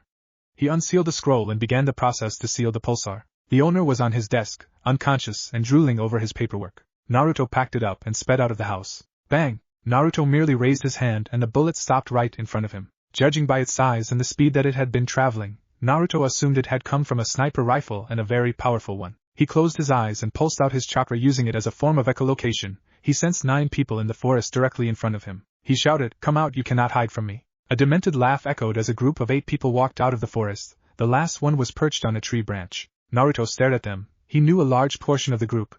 They were all villains of major heroes like Batman and the Flash. He listed their nicknames in his head: Killer Frost, Harley Quinn, Captain Boomerang, Killer Croc. The sniper perched on the treetop was most likely Deadshot. He looked at the remaining 4 people that stood in front of him. He had not been able to recognize them. Harley Quinn swung a baseball on her back and said, give us the Quake pulsar, and we may let you live. Her tone sounded like that of a jovial child, but Naruto didn't miss the hidden deadliness undertone. No uniform. No swords. Minimal use of powers. Batman's orders floated to the forefront of his mind. Naruto's eyes narrowed and he remembered that each of the villains was meant to be locked up tight in Belle Reve, one of the only facilities capable of holding these monsters. Batman to Kage, do you have the package? Batman's voice echoed through his comms. Naruto muttered, yes, I do, but I have a little situation. Do you have any idea why Harley Quinn, Killer Frost and a group of villains are here in Japan? Kage. Disengage now. They are the static. Naruto removed the comm and crushed it with his boot. Harley Quinn shouted, now. We can't have you calling in reinforcements. Naruto growled, don't need any. But he guessed it was time to withdraw. He drew a flash bang and threw it on the ground. The team turned around for a few seconds before they turned their gaze back to Naruto's previous position only to find that he had gone. Waller, he's gone, and he took the package. A woman wearing what appeared to be modernized samurai armor and a white porcelain half mask that covered the top half of her face approached the site of Naruto's disappearance. She saw a paper tag on the ground. It was inscribed with a special writing, centering around the kanji for explode. She muttered, by Kami. She turned to her teammates and shouted, everyone run. They didn't have time as the paper tag began to ignite. Killer Frost ran to her teammate and used her cryokinetic abilities to make a dense ice dome around the explosive tag. The explosion shattered the ice as if it were glass. Killer Frost muttered something about how her ice should have stopped the explosion from ever occurring. All of the Suicide Squad heard, this is Waller, prepare for immediate extraction and debriefing. Amanda Waller had realized that her team's secret existence was probably severely compromised when the Quake pulsar turned up in SDR labs in Gotham. Would Batman become more aggressive in his tactics to shut down the Suicide Squad? Why was the Caped Crusader using a covert operative to retrieve a very dangerous weapon? Amanda Waller wanted answers and she would get them, by force if necessary. Next day, morning, Washington, D.C. Wonder Woman eyed her protégé suspiciously. For the past few days he would rarely speak to her. When he did, he sounded tired and incredibly cold. What happened to him whilst she had gone to Metropolis? She needed to know, she said. Naruto? I made us breakfast. Naruto, who had been working intently on a computer program, merely gazed up from his laptop screen. He replied in a tone that seemed incredibly cautious. I don't want any, but I thank you for making some. To Wonder Woman, his words never reached his eyes. He didn't seem at all grateful. She narrowed her eyes, but before she could speak, her Justice League communicator began to vibrate, indicating that she was needed. She gave him a pointed look, telling him that they would talk about this later.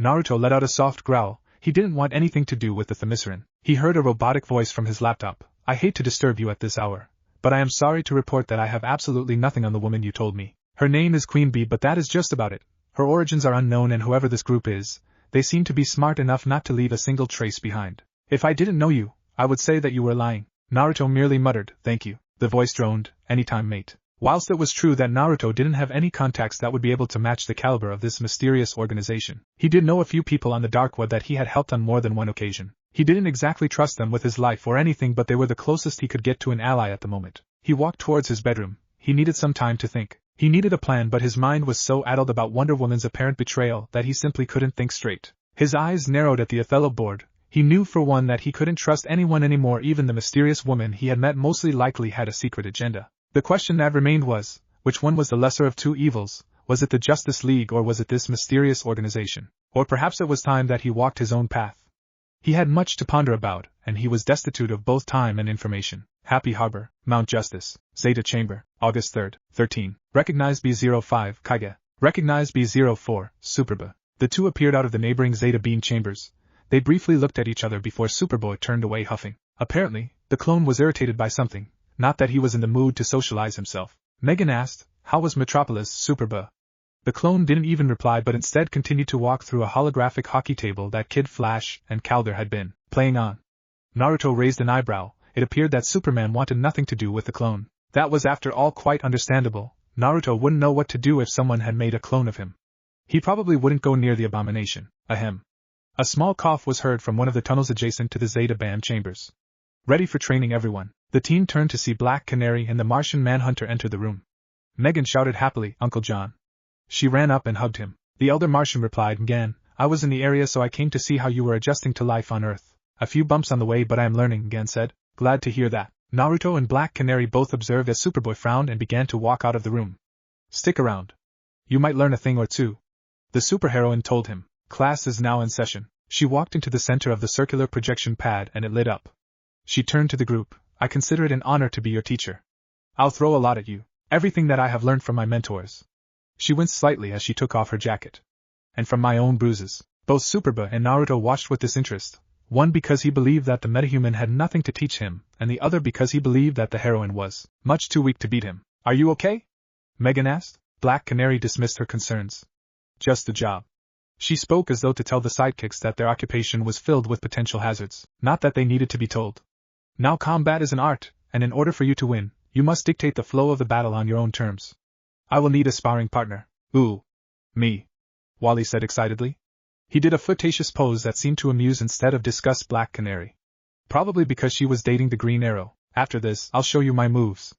Naruto almost shook his head in pure exasperation. He could see the minute details of Black Canary's body. Her muscles tightening, her pulse quickening and her facial features beginning to slack as she entered a mode that allowed her to react passively to Kid Flash. It was obvious that her senses weren't quick enough to handle Kid Flash's speed, but she was trained to react the second he tried to attack her. Of course, this method had plenty of weaknesses, but it was her best bet, and it wouldn't have worked against those with the full set of superhuman physiological traits. They would outmatch Black Canary with ease. Kid Flash was unprepared but Naruto saw her movements in slow motion. She began a frontal assault that led to Kid Flash stepping back. She saw the opportunity and swept his leg. The young speedster fell on his back. How pathetic, Naruto thought. He closed his eyes and sighed. He had no idea why he was still here. Super Barant snapped him out of his stupor. "Oh please, with my powers there is no way I would lose." Naruto smiled. He had a chance now. "For once I agree with the clone. You are a low-level metahuman, Canary." Both Superboy and Black Canary snapped their heads to the armored teenager. Black Canary seemed unfazed, perhaps a demonstration then Kage. Naruto stepped onto the ring. He said monotonously, "Such hubris coming from you, Black Canary. Allow me to bring you back down to earth." She never spoke but instead chose to charge him. Naruto merely dodged each of her attacks. Black Canary thought she was pushing him back. She aimed a kick to his knee. Naruto simply shifted his body forward and pushed her. She nearly stumbled to the ground. "You cannot beat me, Canary. Even if you were to use your pathetic bird cry." She growled and then she screamed but it never reached her vocal cords.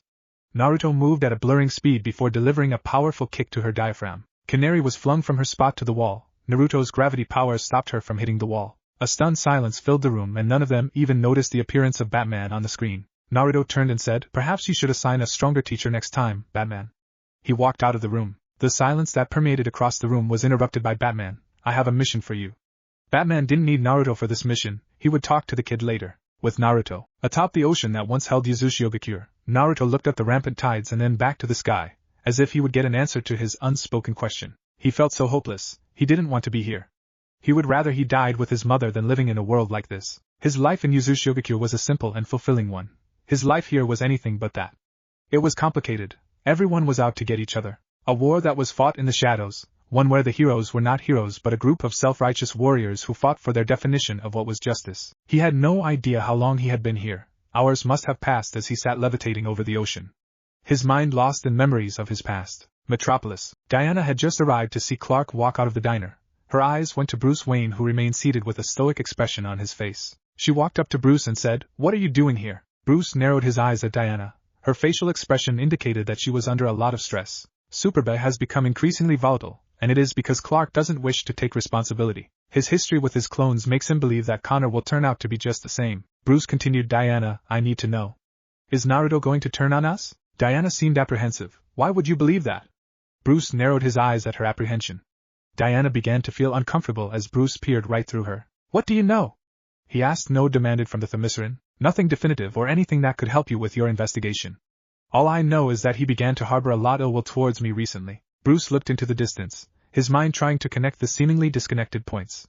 Perhaps he believes that we are just using him, or perhaps he knows something that would cause such animosity to arise. It's too real to be random. "But why me?" Diana asked. Bruce looked into her blue eyes and replied, "He knows." He stood up abruptly and walked out of the room, leaving without his pie. Diana seemed all the more confused about what was going on. Shrugging, she took Bruce's pie and began to dig in, knowing that he wouldn't come back for it. She understood that Bruce Wayne now saw Naruto as a very dangerous enemy. God save them if Naruto were to access his demonic form. She would have to return to Themyscira in due time. Only Hephaestus would be capable of forging a weapon that could bring down an Uzumaki. Back with the team, they had failed to complete their objective. Professor Evo's Amazo had been stolen from right under their noses by a horde of robotic monkeys. It was an embarrassing defeat. Once again they had realized that they were weak. It seemed so surreal that when Batman and the other Leaguers addressed them that they weren't ready to join the League, that they would be so right. Right now, they made a bad strategical error, as it was only a matter of time before Amazo would awaken and perhaps amass more power. This was bad. If Amazo became any more powerful, they would stand no chance against the android. It would be helpful if Naruto was here. Superba in blinded rage decided to chase after the monkeys, and Amazo leaving behind his earpiece and a team that had no idea what to do next. Megan said, "This Professor Evo, if he is alive, seems to be 2 steps ahead of us." She asked apprehensively, "And maybe we should contact Red Tornado?" Aqualad disagreed. "Tornado always tells us to handle things ourselves.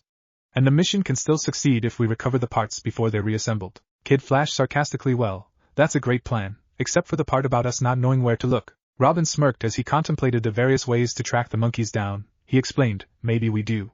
We'd have heard by now if the decoy trucks had been attacked. So how did these monkeys know exactly which trucks to target?" Robin began to examine the robotic monkeys and found something. "Ha! The parts have GPS. The monkeys can track the signal, which means I can track them with the one I captured. It looks both sets of parts are converging on Gotham City." Aqualad said, "That far south again, and I will not get there anytime soon." Robin said, "I am sending Kid ahead. I will join him later." He tapped his computer gauntlet and entered a code. He prayed that it worked. "Static Robin, what do you want?" "Kaga, thank God. We were hijacked and some android monkeys took Amazo's body parts. I fear that they will assemble Amazo before we get there." Robin heard a deep sigh before Naruto spoke. "Fine, send me the coordinates." Naruto sounded tired and Robin hated it. He hated how much they had to rely on Naruto as a crutch every time they felt something remotely dangerous. But if the stories of Amazo were true, then he suspected that Naruto would be the only one who could stop him. He just hoped Amazo hadn't copied all the powers of the Justice League yet, or else this was going to turn into a massacre. Gotham Academy. The entire team lay defeated on the cracked wooden floor of the basketball hall. At first they seemed to be winning. They even managed to attack Evo to depower Amazo, but then it changed and some advanced protocol allowed it to access the full power of those that he had copied. With MM's psionic abilities and Atom's ability to manipulate energy and molecular transmutation, it was a losing battle. Evo cackled, "Each of you is pathetic copies of the originals. You could barely handle a weak Amazo, let alone one that has access to the full power set of those it has copied. I guess this is goodbye, children." Robin ground his teeth as he tried to get up, but he felt so tired, his mind barely hanging on to consciousness. Where was he? Did he leave them? The last thing he saw was Amazo charging up an atomic blast and a blue energy wave rushing towards the android. "I guess I am late to the party." Heavy footsteps echoed as Naruto entered the hall. Evo felt the amount of power permeating from the armored behemoth. Naruto twirled his blades and said, "I heard that you copied the Justice League's abilities. Let's see how much you compare." With insane speed, Naruto rushed towards Amazo, who had begun to fire a barrage of atomic blasts, but Naruto's blades deflected each of them. Amazo was forced to backpedal as Naruto almost cut off its head. Access Martian Manhunter. His sword passed through the android, but Naruto merely smiled as the blade began to vibrate, and a screeching electricity emerged from the blade. Amazo sent Naruto flying by accessing its telekinesis, but at the cost of the electricity frying some of its internals. Access Superman. A scorching beam erupted for each of its eyes, but Naruto replied with his own optic blast. A large explosion rung through the hall as both Naruto and Amazo met in the center. No holding back, Naruto thought. He dodged a punch from the android and released a gravity-enhanced uppercut that sent it flying straight into the night sky. Naruto rocketed upwards and fired an optic blast that sent the android further into the sky. The android tried to halt Naruto's ascension by releasing a powerful gust of air from its mouth, but Naruto's acceleration was powerful enough to rip through the wind. Amazo reacted in time to dodge Naruto's sword but found itself being launched straight to the ground by a kick. Naruto once again released an even more powerful optic beam, causing Amazo to be forced to access Martian Manhunter. Naruto noted that there was a time lag before the android could activate its abilities. It was around 5 seconds. He grinned as he began to formulate a plan to destroy the android. He felt himself being jerked towards Amazo through some sort of telekinesis. Naruto let himself get dragged as he slowly enclosed gravity around himself and the android. The closer he got, the stronger the gravity became, and Amazo felt its circuitry begin to snap under the unearthly amount of gravity. Down below, the earth began to crack and the team who had just awakened found themselves being face-faulted to the ground. Naruto grinned. Under such conditions only he could function. Amazo tried to phase but found Naruto throwing his Totsuka blade straight through it. 1,000,000 amps were discharged from the sword and Amazo was shocked back into rematerializing. Severe damage detected. Access Superarg. A dull thud echoed as Naruto's Totsuka blade pierced Amazo from behind. Naruto said goodbye. A black fire ripped through the air and burnt the Amazo until all that remained were flickers of metallic dust. Meanwhile, a few miles away, the Justice League were approaching Gotham Academy. Batman asked, status report. Superman, what do you see? Superman replied, Kage has destroyed the Amazo. Flash asked worriedly, what about the others? Superman's eyes glowed white as he scanned the area using his X-ray vision. They are currently in the basketball hall. They seem to be fine. That was all Flash needed to hear as he rushed towards the hall. Wonder Woman said, I am going on ahead. I need to speak to Nakage. Batman said, no, Diana, wait. But she wouldn't listen as she flew towards where Naruto was levitating.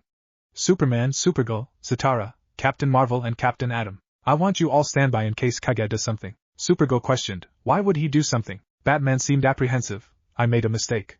All the Justice Leaguers looked at the caped crusader who was cruising on his jet in slight shock. Batman was not one to admit his mistakes. Careful all of you, if he could defeat Amazo by himself there is no telling what he is capable of. With Naruto. Naruto heard Batman's orders and simply smiled. It appeared that Batman's deductive skills hadn't waned in the slightest. Naruto! He heard Diana shout, and he merely turned to his mentor, his visor flashing red and ethereal black flames dancing around his armor. What is it, Themyscirene? Diana froze when she heard him call him that. She steeled herself and replied, tell me what I have done to receive such hatred. It sounded like a plea. Naruto merely chuckled, don't pretend to like me, Themyscirene. I know of the accord between you and Batman. Diana looked puzzled, but then she remembered the first day that she learnt that Naruto was an Uzumaki. Batman had approached her and asked if she knew of any of the boy's weaknesses, and she replied that it was her. Naruto growled, so you finally remember. It was a ploy, wasn't an Amazonian. I thought that your people were one of honor, but I guess I was wrong. Diana said firmly, I acknowledge my mistake, Naruto, but I asked that we move past it. You were like me, lost in a world that you had only hatred for, and I know what that path leads down, but after I got to know you, I choose to ignore Batman's orders. Naruto replied, then I can only assume you know what will happen now. Diana understood that this meant he was going to leave, and you understand that I cannot let you leave. Naruto grinned, is that so? A blue jet emerged from his visor and zeroed in on Wonder Woman. She raised her bracelets as they deflected the energy beam harmlessly into the air. Wonder Woman dashed towards him, and they two began to fight in the air. Naruto flipped backwards to avoid Wonder Woman's sword strike and released a gravitational wave that knocked her back several hundred meters. Naruto unsheathed his swords as he blocked two incoming beams of heat visions. Diana, who had already recovered, was now standing with Captain Marvel, Superman, Supergirl, Captain Atom and Zatara. Superman said, his eyes glowing an ethereal red, give up Kage, you cannot win. Kage Bunshin no Jutsu. 100 clones erupted from the smoke. Scatter.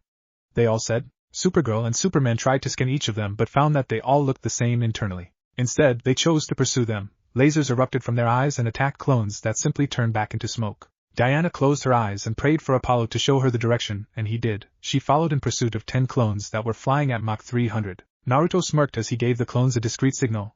They slowed down and allowed Diana to halt them. Diana replied, stop this instant, Naruto. The clones said simultaneously, okay. As Diana floated forwards to try and speak, the clones all made a single hand sign and shouted Katsu. A colossal explosion struck Wonder Woman, who was stunned by the force of it. She could not react in time as Naruto tagged her before punching her straight down into the city of Brussels. Naruto made another hand sign. Another explosion resounded just above the city. He dive-bombed towards where Wonder Woman landed. As she was getting up, Naruto smashed straight into her back, causing her to groan. Another kick to the midsection, and she was sent flying into a skyscraper. Wonder Woman raised her bracelets to avoid a jet of blue energy but was sent crashing down by a wave of gravity. She could hardly react in time as Naruto raised his palms and released 1,000 amps through them. She screamed. Naruto merely raised his palm to stop Superman's punch, and with a gesture, the Man of Steel was flung through several buildings. Wonder Woman kicked Naruto's knee, and as his body shifted, she quickly took him down. Naruto just laughed as she continued to punch against his gravity barrier. As much as I enjoy this fight, I have an appointment to get going to. He raised his hands in the same gesture as before, and Wonder Woman saw her stomach glowing. She tried to rip it off. Don't bother, the seal is embedded in your dermis. It's a torture seal I created. He gravity pushed her straight into the way of an incoming Superman. The two were flung into a building. Naruto flew into the air and saw Superman and Wonder Woman getting up.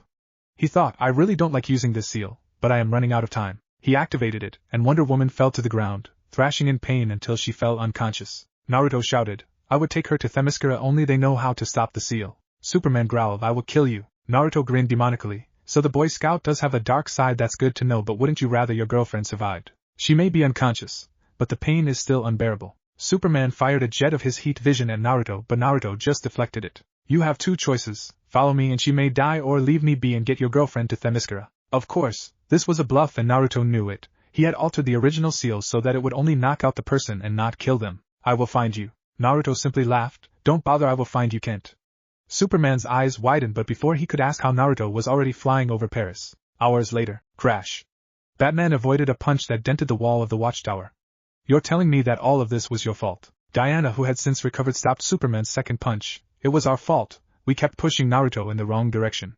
And he snapped. Batman grimaced. It's going to be league priority to find him, but from what Wonder Woman has told me, it will be almost impossible. Hal Jordan said with a hint of anger. I am not helping you find him.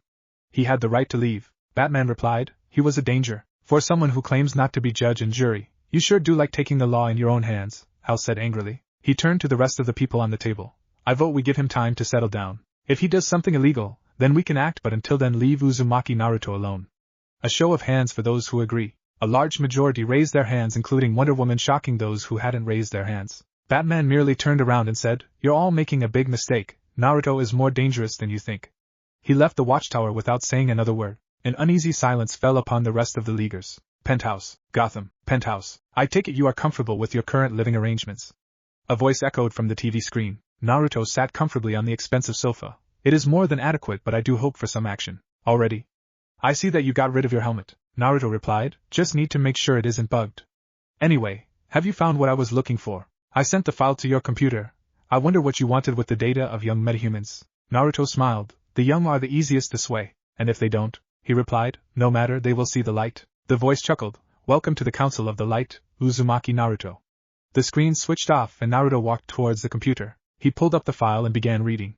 A smile played on his lips. The game had begun and neither the Justice League or the Light were ready for his endgame. Naruto watched the sun rise above Gotham and smiled. He muttered, the Red Dawn is coming, and with it, the Uzumaki clan will rise again. Chapter 7. All there was for Miles was death. Uzumaki's dead, Amazonians dead. All for nothing, all for their pathetic pride. The stench of burnt flesh permeated the air and hung over the one living person like a cloak. The man's silhouette flapped in the air, dark flames flickered across his body. He heard a booming laugh, and then the heavy footsteps of Amazonian soldiers coming towards him. What do you have left to fight for? The man stood there, patiently waiting with his sword drawn as he felt the speeding arrival of the world's mightiest warrior, Hippolyta. Nothing, the man said. His purple eyes shifted into red eyes with concentric ripples and Tomio's. Amazonian! The man's fire spread away from him, and he dashed towards them. His mind bloody with rage as he butchered everything in his way to get to Hippolyta. The woman stood above him, watching as her comrades were killed, as the young Uzumaki was injured from her battles. An ethereal blue armor surrounded the man as he activated his Susanoo. Hippolyta flew into the air. Her eyes glowed a divine white as she screamed, for Olympus, for Themyscira. The skies crackled with lightning, the wind blew with ferocity, and the water around them raged in anger. The Greek gods had given Hippolyta their blessing. The young man could barely avoid Hippolyta's attack, her sword cutting his armor in half, leaving him exposed. She threw her lasso around him, containing him. You have done enough damage, Uzumaki. She threw straight into a temple and returned him back to her feet. He struggled fruitlessly against the divine hold of her lasso. This is the end. This war, 1,000 years of bloodshed because of your clan. The man chuckled. It was you Amazonians who killed my mother, who butchered the elders of our clan. No, if you kill me here, it will only cause the war to escalate. Hippolyta looked down at the young man with harsh eyes, her sword slashed down and cut across his neck, cutting his carotid. His last words still haunted her to this day, Amano-Mahashara. His body glowed an ethereal yellow, then blue. His scream of pain could be heard throughout the battlefield despite the blood in his mouth. Then he exploded. A pillar of energy shot straight to the heavens and then expanded, scorching the earth and disintegrating everyone. Hippolyta's world turned white as she awoke to a decimated island. That was the day that Themyscira fell, the day that the war ended. Naruto and Hippolyta awoke, with a gasp, despite being in different parts of the world. Hippolyta frowned in sadness. She had taken an afternoon nap. As she looked outside her window at the now flourishing island, it seemed so long ago. That war had brought the worst out of her.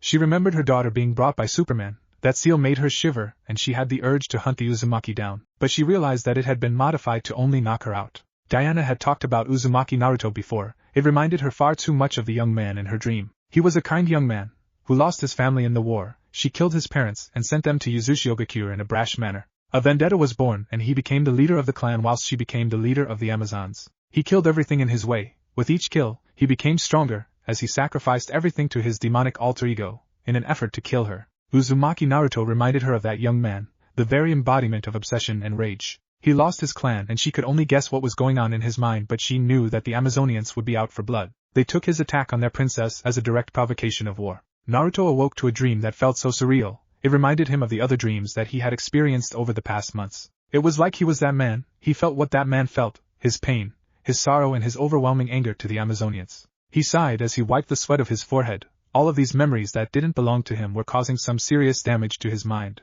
He was feeling fractured, like he was one personality in an ocean of others and he had no idea how to deal with it. Right now, for example, he felt the incredible urge to fly over Themyscira and crush it. He breathed in slowly as he calmed his mind. He felt the urge subside and hoped that it would never return. Batcave. Batman rubbed his eyes tiredly. He sighed as he looked at the massive computer screen.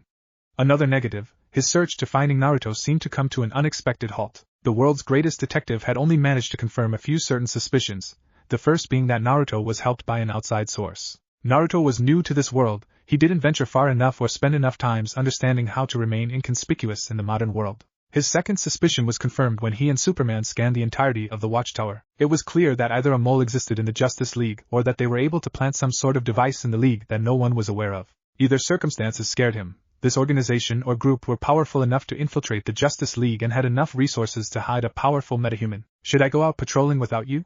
Robin asked as he walked out of an elevator. There is no need to go out patrolling, Batman said gruffly. Besides, crime seemed to have slowed down in Gotham. His eyes narrowed, and he quickly began to research something on the computer. Robin watched his ward look at GCPD records, particularly a report that involved the arrest of Poison Ivy. What are you looking for? Nothing. Batman stood up abruptly, his eyes still affixed to the screen before he marched off towards the Batmobile. Where are we going? Robin asked. I'm going alone, he announced, entering the vehicle. Robin sighed as he watched the sleek black car rise on a platform and speed out of the house. His eyes flickered to the screen. A cheeky idea formed in his mind. Batman must have been in a rush if he didn't close what he was working on. Arkham Asylum. The asylum was an isolated facility that existed solely to hold and rehabilitate the most dangerous criminals of Gotham City. Batman, or rather Bruce Wayne, funded a lot of the asylum. It allowed for him to keep track of the criminals' whereabouts and make plans if they ever got out, which was a very common occurrence. Batman sneaked throughout the facility. The dark corridors shrouded his movements as he reached his target. Poison Ivy sat in a white padded room wearing a straitjacket and an inhibition collar. Oh, it's you, Bat, she grinned. Batman's eyes narrowed at her. He growled, how were you captured? Why? Ivy taunted. Batman grabbed her from the hems of her jacket. I know that there is no one in Gotham that is capable of withstanding your poison. Ivy laughed, as expected from the world's greatest detective. A smirk played on her lips, though you are a few days later than expected. Batman threw Poison Ivy to the ground. Surprise marred his face when her body disappeared in a plum of white smoke. He muttered, Bunshin. So, his suspicion was correct. Uzumaki Naruto was here, in Gotham of all places, and he had Poison Ivy with him. The alarm flared to life. Batman grunted as he heard the guards run towards the cell. He needed to ensure that there were no more clones in place of the prisoners, but the presence of the guards forced him to retreat. A guard shouted, close the gates, Ivy has escaped. He looked around and found a small note on the floor, never noticing a silent shadow moving behind him and into the corridor. There would be chaos in the asylum that night, but it would allow Batman to see how many clones there were in the asylum. League of Shadows headquarters. Naruto rubbed his head in pain as memories of his clone appeared in his head. Ra's al Ghul looked at the teen with slight worry. Uzumaki. Are you okay? I'm fine, he groused. Ras sighed. Luther has warned you off the danger of using your clones, Uzumaki. I can handle one set of memories and it was necessary for the plan, Naruto replied. Truthfully, using clones for a long period of time wasn't a particularly good idea despite his incredible regenerative ability because of the massive feedback he received from them, and since regenerative abilities didn't come hand in hand with the ability to fix a fractured mind, Naruto knew that it was risk that he shouldn't take. I take it that Batman has figured out that Ivy is in our possession, Ras said. Naruto smirked. Of course, Batman's the only one in the Justice League that poses a problem to our plan. Raz nodded. Then I shall tell Queen Bee and Luther to proceed as you have instructed.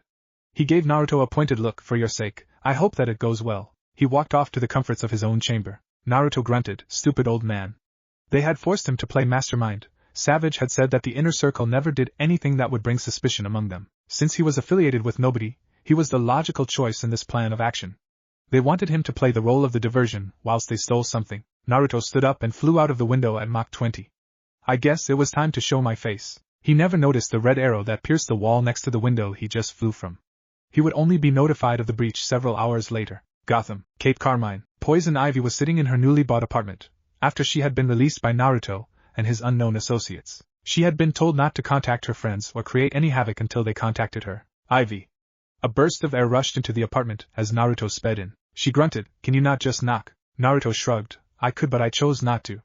Ivy simply sighed at his pitiful excuse. I suppose it is time for us to act, she said, getting up and stretching her body. So, what am I to do? Naruto grinned, you are going to be the diversion for the bat. Ivy groused, great. I can raise forests but instead you want me to play the pet for the bat. He smirked at her. Ivy would have flipped him off but she knew the bastard didn't care for her feelings. Batman's first logical assumption would be that I broke you out, so if you start causing mayhem you'll be on his priority list for an interrogation. Ivy narrowed her eyes. She didn't like being thrown under a bus but Naruto soothed her worries. Don't you worry, I will have a clone ready for an extraction. And what will you be doing? Ivy asked, somewhat curious what all this planning was for. Naruto smiled, I'm afraid that's above your pay grade. Mimicking a government official.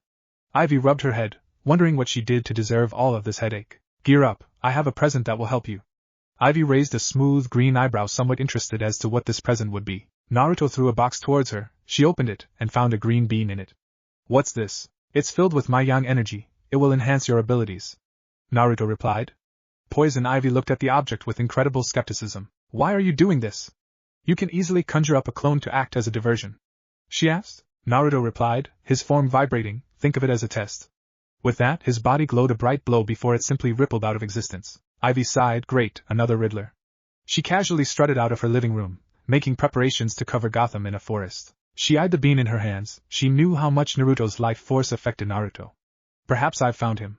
With that, she too disappeared from her apartment. Hours later, Naruto was angry. He had heard that Dr. Rocket had been stolen from right underneath the League's noses. The plan doesn't change, Naruto said to his other counterparts. Savage groused, and what if Dr. Rocket manages to find a way to break the encryption? The boy grinned fairly, she'll be the distraction we need then. I have already instructed Ivy to attack Gotham. The Justice League will be helpless against her new control of nature, and the young ones will be busy protecting the deer. Doctor. It should provide the window necessary to get what we want. Queen Bee replied, and what of the staff? That was only for my benefit, not yours. Naruto asked calmly. I shall get the staff on my own. I believe it Raz who is at fault if this mission goes awry. Raz growled but remained silent. Deal with the doctor. Savage instructed the master assassin, before the feed was shut off. Naruto's eye flashed red with anger. His plan had been disrupted because that idiotic assassin couldn't keep a doctor locked up. He bared his fangs and muttered, looks like I'll have to send a clone after the doctor, just in case. Night fell and with it an uneasy silence befell the groups. The young heroes were holed up inside school guarding Dr. Rocket. Artemis, the newest addition of the group, was set to stand guard the perimeter alongside Miss Martian, whose telepathy was constantly scanning the area. The heroes were all trigger itchy, not knowing where or when the assassins would descend upon them. Miss Martian felt something. She said, I sense someone. Aqualad ordered, everyone report. I see nothing on my end. Artemis and Miss Martian replied. Aqualad waited for a response from Kid Flash. All he heard was static. Kid Flash, though he was snapped into focus when a blade whirled forth from the shadows, aimed at the doctor with lethal aim. He jumped, blocking the blade with his dense flesh. The assassin stepped out. That looked like it hurt. She mockingly added. Aqualad grimaced, drawing one of his water blade and getting ready to battle. Artemis, Miss Martian.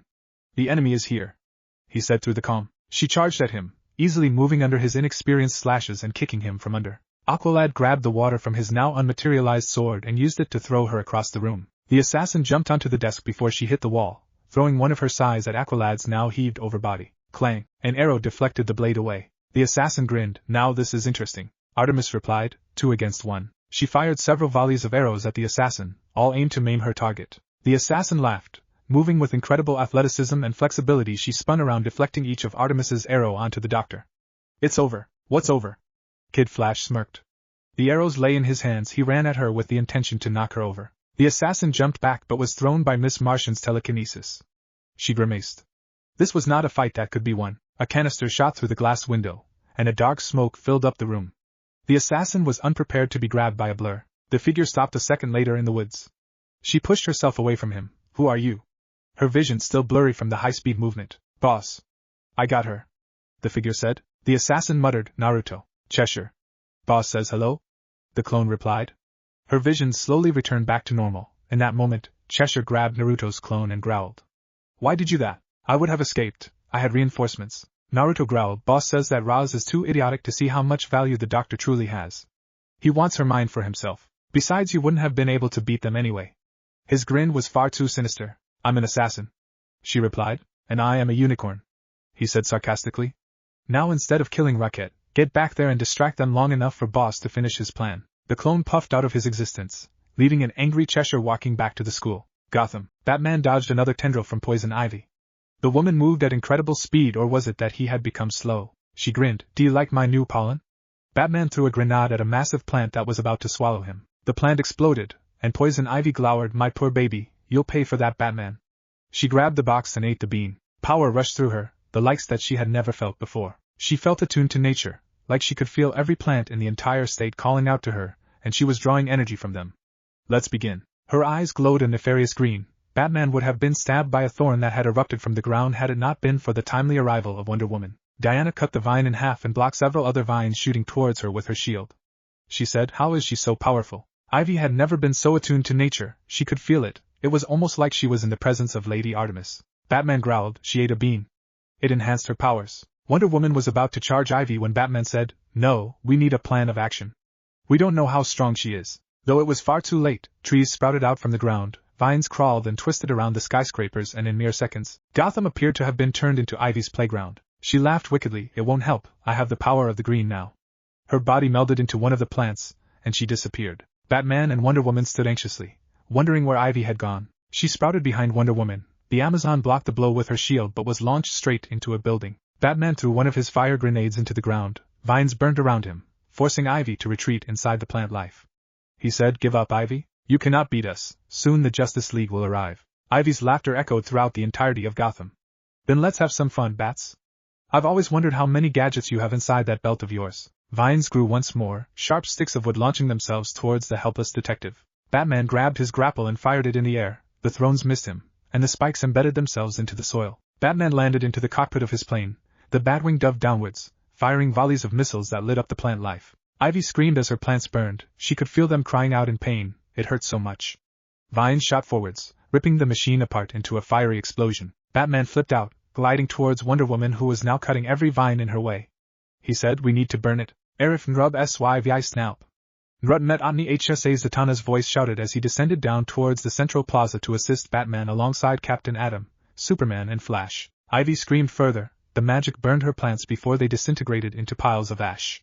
She growled, her eyes glowing further. Energy pulsed out of her. She wouldn't let Naruto's gifts amount to nothing. Her body began to bulge, growing into the size of a giant. Vines surrounded her body, making her look more like a plant-shaped humanoid than a human. Captain Atom said, I sense some sort of energy inside her. It feels similar to nature, like chakra. Wonder Woman's sword glowed with electricity. Zeus was asking for this woman's death. Batman muttered, I told you, though his words weren't heard by the group because Superman flew towards the giant Ivy in a fit of pure rage. Naruto! The man Steel roared. His punch snapped Ivy's chin back, forcing the giant to fall onto several buildings. Luckily for the Man of Steel's stupidity, Zatara had protected the buildings from damage with his magic. Superman pummeled the giant harder and harder. Ivy felt each of his blows crack the hard armor of her plants. She eventually had enough, several vines gripping the Man of Steel by his legs and throwing him to the side like a ragdoll. Captain Atom said, I'll eradicate her energy. He flew at a slow pace, deliberately trying to get Ivy to zero onto him with her vines so he could understand the molecular structure of her form. Vines wrapped around him. Ivy cackled. She said, how slow. Clasping her hands together, the vines squeezed against his form. Captain Atom's body leaked radiation. The plants began to wilt and wither. Soon the radiation reached Ivy's main body and Atom began to use some of his molecular manipulation to eradicate all traces of chakra inside her body. Ivy screamed. She could feel her power dwindling and radiation beginning to seep into her body. Batman shouted, Atom, stop. She'll die. Captain Atom watched as Ivy's form exploded into a million pieces of wilted flowers and vines. She fell towards the ground, body raked in pain. Superman grabbed her and shoved her against the wall. Tell me where Naruto is. He cracked the wall with the force of his shove. Poison Ivy coughed. I don't know. Static. Bruce, it's Wayne Tech, Alfred said through his calm. Batman punched a wall. Superman looked towards his friend, somewhat in concern. Ivy grinned. You fell for it. Ha ha ha. The almighty detective was too slow to realize what was going on. Tell me what he was planning. Superman hollered. Ivy smirked. You'll have to beat it out, me, Boy Scout. His arm was cocked, wanting to smash her through several buildings, but he was held back by Diana. Don't. She said. I'll be the one to get information out of her. Her lasso wrapped around Ivy's neck. She asked, what was Naruto planning? Ivy replied truthfully, I don't know. Batman continued, Naruto is intelligent. He planned for her capture. He knew she would attract our attention, used her as a diversion and provided her with no information as to clue as into his whereabouts. Ivy laughed. There's one thing that you should know about Naruto. He would never leave an ally to bleed on the battlefield. Diana smirked. Then why are you here? A mist began to settle throughout Gotham. It was barely noticeable at first. It began as soon as Ivy lost. Diana felt it. His presence was undeniable and her blood lurched for his blood. She drew her sword on guard. He is here. The mist grew until it was thick enough that not even Diana could see through it. Adam, Superman and Batman used infrared vision to see through the mist but merely gasped. That's impossible. I can't see. Superman said. Adam commended the mist. Interesting, his chakra is everywhere. I'll have to use that. Wonder Woman removed her lasso from Ivy and began to spin it around, ready to capture any moving life form. She threw it, and something was drawn towards them. Hey! Hey, it's me! Zatara said. Diana replied, I'm sorry. Batman said, no. He's not Zatara. Zatara laughed. Of course I am, I just fought with you. They all looked on edge. Why are you all on edge? It's not like Naruto can shapeshift. Batman grimaced. And that made them even more on edge. Zatara sighed. If we take Ivy, Naruto will have to follow. So let's take her to headquarters. Wonder Woman smiled. I agree. Naruto can't fight all of us. Zatara grabbed Ivy. I'll see you all there. A beam of radiation almost hit Zatara's chest. You're not Zatara. Captain Adam said. Zatara grinned demonically. Wanna see a magic trick? He laughed. A burst of gravity rippled and struck all of the Justice League members, sending them flying in opposite directions. And that's how you make a grand entrance. Zatara tipped his hat. He stared at Batman, who had grappled onto a wall. I thank you for playing Batman. With that, Zatara vanished in a blue energy form. Dark room. So, did we manage to get what we wanted? Savage asked. Ra's al Ghul grimaced. Thanks to Naruto we managed to procure the Star Lab data as well as some useful Wayne tech. Naruto replied, even after all that help, you still couldn't breach the Wayne tech database. Savage supplied, it doesn't matter. The young heroes have interfered once more in our plans, so it's fortunate that we have an operative on the inside.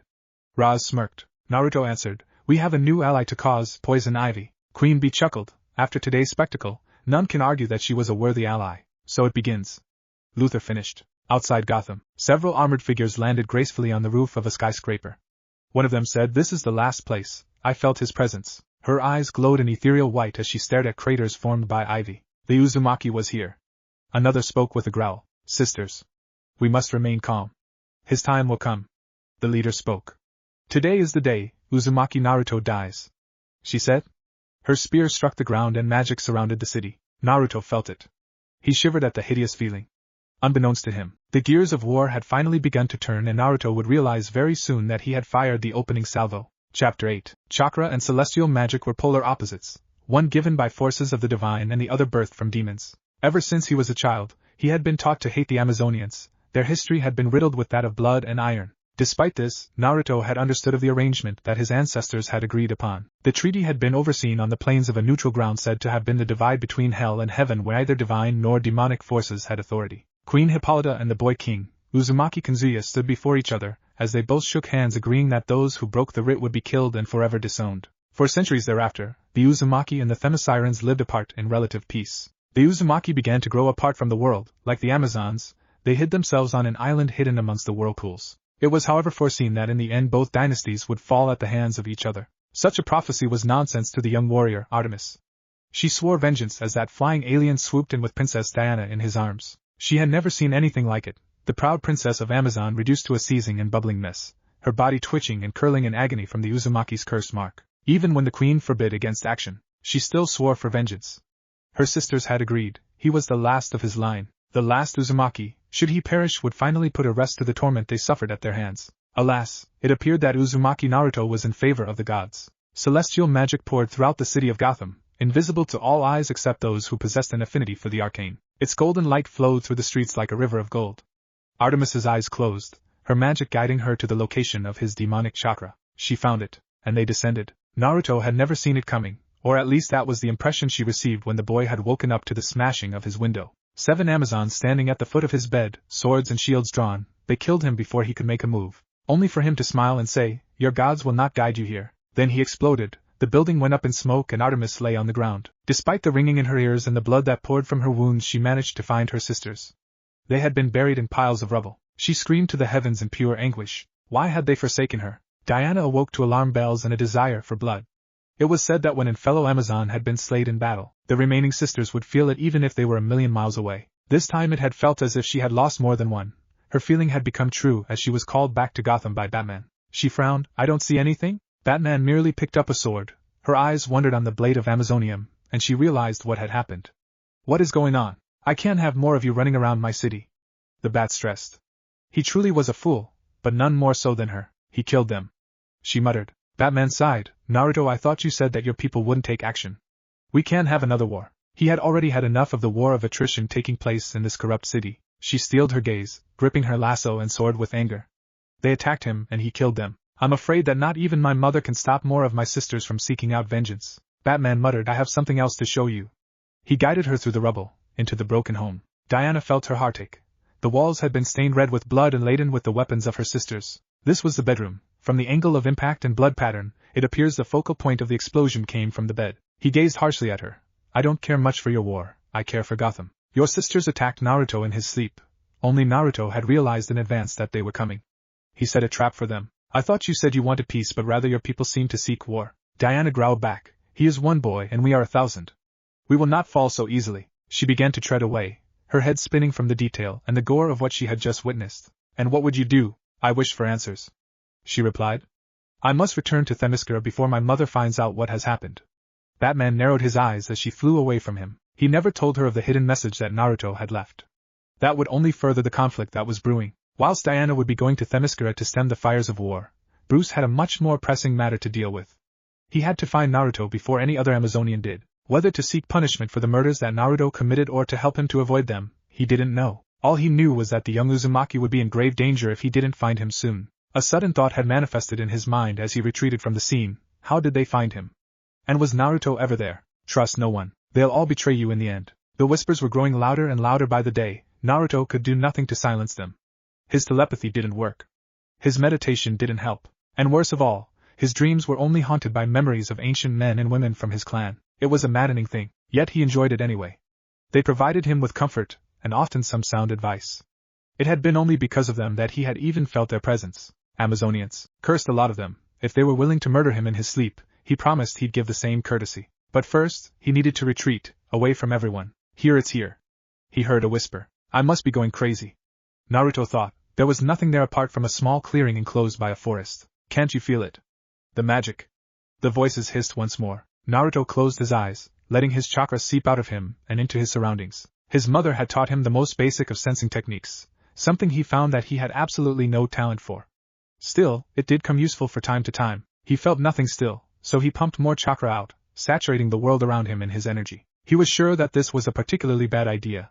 He surmised that the Themyscirans had only managed to track because of his usage of chakra, just like how he could feel their presence nearing his.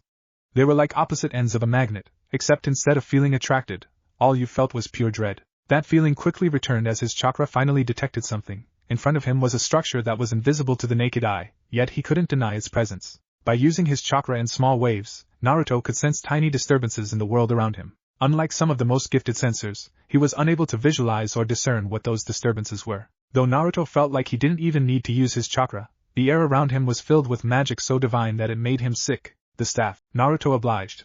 He summoned it from the seals in his arm, and a blanket of smoke enveloped him. Naruto twirled the stave in his arm. It truly felt magnificent for something that appeared as nothing more than an aged piece of wood. The Staff of Essos it was called. The historians had believed it to be merely a monument of druids in Gaul, but those who could sense magic were able to understand the vast power it held within its hollow and inscribed frame. He closed his eyes once more and summoned his chakra through the staff. The runes inscribed onto the wood glowed an ethereal blue as he slammed it upon the ground. The world around him shimmered. He felt something rip open, and in almost an instant, he was swallowed up by the ever-increasing black void of space. As he was whisked away, and slowly began to fade away from consciousness. Naruto decided that if there was one thing he resented more than Themisirens, it was magic. Tower of Fate. The tower existed in its own space, in between worlds. It was said to house instruments of magic and power that could rip the world apart should they be used by the forces of evil once again.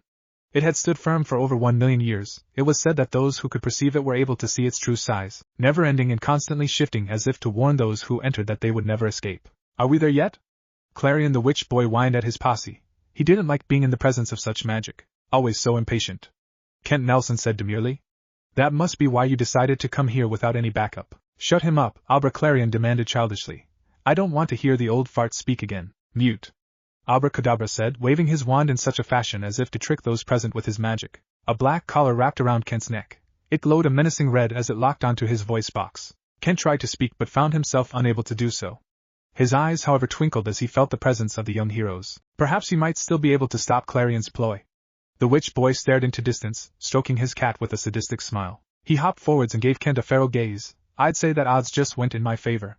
Kent looked at the Lord of Chaos questioningly, until he felt its presence. The old host of Dr. Fate couldn't help but shiver at the sheer expanse and power of the demonic energy that was filtering through this domain. He hoped that young heroes could fight against the darkness that was coming, or else order would have finally been overcome by forces of chaos. With his hands bound and his mouth rendered mute, he could only direct a tiny amount of magic into a spell. Clarion's eyes bored into his. What did you do? He growled. Abra, sensing his master's anger, switched on the collar's shock setting and Kent felt 100 volts run through his entire body. Do it again and I'll increase the voltage by 10. Don't think your old heart could handle it. Abra taunted. Kent grimaced in pain. He found himself being pushed and dragged towards the top of the tower. He might be old, but he had at least succeeded in summoning them. In one of the neighboring planes, Kid Flash shivered in the cold Rodon from the icy world around them. Frustration was quickly mounting as he and the team were unable to find any escape from this hellish weather. Well, all except Aqualad, who seemed to particularly enjoy the cold. This is all your fault. Artemis stressed with some anger. You nearly got us cooked because you didn't believe? Megan stared at him with some lost expression. You don't believe? Of course I don't. Kid Flash acquiesced. Magic is a lie. Really now? Aqualad argued, then explain how we managed to find ourselves in this place. He gestured to the never-ending expanse of the icy plain. I don't know. Kid Flash waved his hands annoyedly. Maybe, just maybe, this is a pocket dimension. He rolled his eyes at their disbelief. Oh come on, I can't believe you think magic is real. I come from Atlantis. Aqualad deadpanned, as if it explained everything. Yeah, and I'm faster than sound, doesn't explain anything. Kid Flash found his gaze settling into the horizon in front of him. If we don't escape here soon, we'll all freeze to death. Talk for yourself. Superboy countered. The Kryptonian would undoubtedly be one of the few in the group that could actually survive this absurd cold. What's that? Megan spoke softly. Kid Flash turned around to the floating walking stick. He smirked and said sarcastically, let me guess. You'll be saying that's the old man's wand. Artemis snorted as she moved towards it. Maybe it is. Kid Flash rolled his eyes and sped towards the stick in time before Artemis could touch it. They both grasped the cool metal and looked at each other. Kid Flash grinned. See, it's just a walkie. He couldn't finish his sentence as he and Artemis vibrated away in a flash of light. Aqualad, Megan and Superboy looked towards each other in surprise. Superboy asked, did we just get left behind? Megan stared at Spot that her friends had just been. How do we get out? She wondered. Her physiology couldn't handle this level of cold any longer, though unlike fire, it wouldn't actually kill her. That might be a start. Aqualad gestured to a powerful light streaking through the sky. It came barreling towards the ground with incredible speed. Get down! Superboy shouted. The streak impacted the ground with the force of a meteor, creating a wave of heavy pressure and snow to spread everywhere. Megan grabbed Aqualad and flew them away from the incoming snow avalanche. Her eyes could barely perceive it. In the fissure she saw a boy, no, someone far more familiar to her. She gasped, Naruto. Aqualad questioned, what? His voice filled with a greater uncertainty. They had heard what happened between the Justice League and Naruto. They couldn't beat someone like him in a fight, not when they had no possible route of escape or any tactical advantage over him. Come on. She flew them towards the fissure. She felt slightly excited to meet him again. Naruto and she had never been close friends, but she had a lot of respect for her fellow redhead. The truth, however, was she, like every member of the young team, wanted answers for why he had done what he had done. Betrayal, some of them said, but Megan had always known that there were always two sides to a story. They landed in front of the crater and found Naruto in the middle of it, laying incredibly still. She asked, is he okay? Aqualad grimaced. It would take a lot to kill Naruto. He remained unmoving for an entire minute. Superboy eventually landed beside them. His gaze settled on the still body of Naruto. Is that? Yes. Aqualad replied. A groan slowly brought their attention back towards Naruto. He slowly got up, murmuring, God, I hate magic. Though he appeared to be none too aware of their presence. Naruto, Megan said softly. As if one cue, Naruto jumped back in response to realizing that he wasn't alone. His staff pointed towards them. Megan? He croaked out. She hummed in response. What are you doing here? She asked. I could ask you the same thing? He replied, but if you must know, I have a meeting with fate. She rolled her eyes at the cryptic answer. Some things it seemed would never change. She forced some anxiousness down before she allowed herself to say it. It's good to see again. He grinned. Miss me, Marshall. His eyes seemed to lack that distinct playfulness that they used to have, but she still understood the jest. You bastard. Naruto shifted his body and turned to avoid the slamming punch from Superba. Calm down.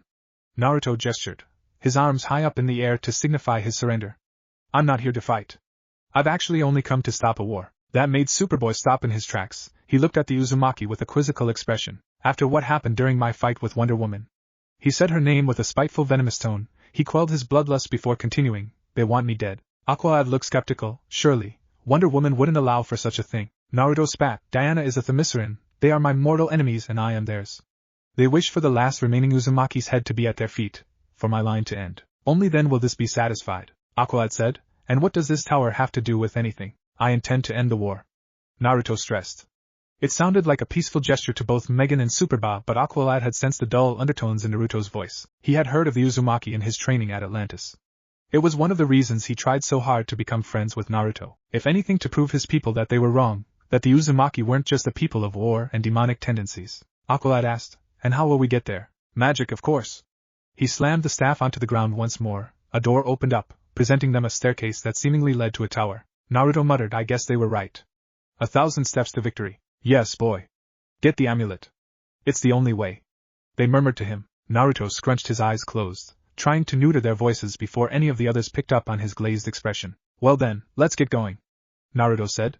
The three of them looked at him with a questioning gaze. Megan asked excitedly, You can do magic. Well, everyone can do magic. He corrected, I can't really do spells or whatnot, but my chakra is enough to make this hunk of wood work. Aqualad replied, I'm not so sure. I thought you had to have an affinity for the mystic arts to use magic. Naruto chuckled, that what they teach you in Atlantis. Heck, Wonder Woman can't use magic, but that doesn't mean she can't use magical items to perform magic. Superboy stayed silent as they walked the steps leading to the tower. He wondered, what side are you truly on? It had meant to be a thought, but he had accidentally let it slip. What side I've always been on. Naruto replied, and which side is that?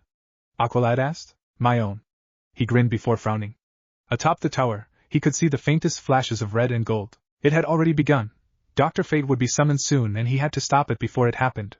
He looked back. I'm sorry, I have to go. Wait, Megan tried to say, but Naruto had already launched himself into the air. We never got to ask him why he left. Aqualad consoled her. We'll find out after we save Kent. Though his tone remained unsure. He gazed at Naruto's flying form watching him reach the top of the tower. He feared that the next time that they met, there wouldn't be much time to be civil. Clarion growled as he dodged yet another blast from Kent Nelson. You can't think that your pathetic attempts at magic can hope to defeat me. He raised his hands, gesturing in a finger gun motion. He grinned. Let me show how it's done, as if his hands were guns. He fired a barrage of chaos magic onto the golden shield surrounding Kent and the mask. The barrage of magic cracked Kent's weak shield and shattered it like glass. Kid Flash watched in shock as Clarion's arms swung as if he were throwing a pitch. Clarion's sickening smirk seemed to grow. The speedster couldn't react in time to the invisible ball of energy that struck Kent in the chest. Red electricity arced upwards from Kent's body, electrocuting Kid Flash and everything in a 5-meter radius. Kent had enough energy to grab his staff and slam it onto the ground, generating another shield that blocked out several more energy blasts sent from Clarion. Boy, the mask, he tried to gasp but was unable to stop the electricity from stopping his heart. He fell to the ground unconscious and dying. Clarion screamed, No! No! He watched Kid Flash grab the helmet of fate and began to send out dozens of energy blasts towards him. Give it to me! I want it! He roared, but the shield stood strong. It appeared Kent's sacrifice had strengthened the barrier with far more powerful magic than Clarion was used to. Kid Flash felt the power in his hands. He grinned childishly. Is this what you want? He placed the helmet above his head. Hey kid, if you put that on, you're never going to get it off. Clarion tried to placate the teenager from running his plans. You hurt the doc, Kid Flash said angrily as he placed the helmet on his face. Clarion growled angrily. You'll pay for this. But as per usual, instead of fighting a child with the power of fate, Nabu floated above him, basking everything in his gold light. The Lord of Fate had always tended to be extravagant in his use of powers. Nabu sneered at the witch boy. You have come to my domain, Clarion. His hands glowed in an ethereal yellow. I don't enjoy trespassers. Golden energy rushed forth and smashed straight into Clarion's red shield.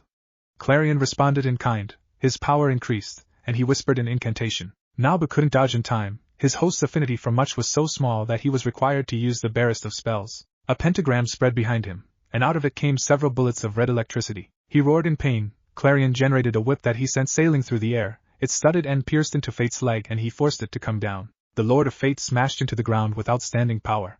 Your domain? You've grown rusty, Nabu, and I've only gotten stronger in your absence. The witch boy waved his arms in a maniacal fashion. Can't you feel the forces of chaos? They've become more powerful.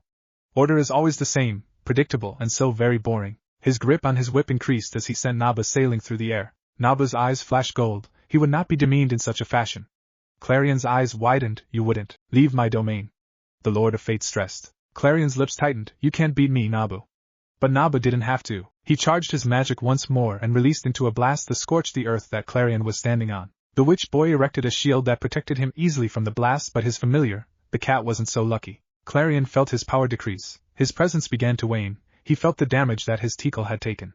He glared at Nabu. I can't believe you'd hurt a defenseless cat. Nabu merely raised his once more, intent on banishing the Lord of Fate's presence from his domain. With the death of your cat, I can rest easy that your return to this plane won't be for a very long time. Clarion teleported towards his cat and grabbed it. He erected another shield to protect himself from another blast. Nabu was however far more intent on defeating Clarion. Gold chains spurred from the ground and began to wrap themselves around Clarion, coiling around his feet and arms. Tico fell to the ground. The cat whimpered feebly at the incoming beam of light that had their way. Doton Doria Hiki.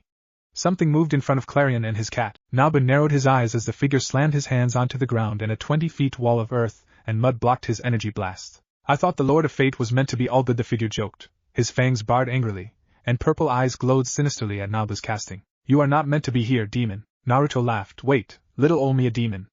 I think you're mistaking me for someone else. Gravity shifted and Nabu found himself being thrust downwards by Naruto's immense gravitational pull. Clarion growled, get me out of these chains. Naruto gave him a sideway glance. He said, if I'm a demon, then what are you? He gestured towards the bound boy. I never knew Lord of Orders liked to kill children. Nabu glowered, that is no child, boy. Move or I will deal with you as well. Naruto's eyes widened in pure shock as Nabu merely waved off his gravity.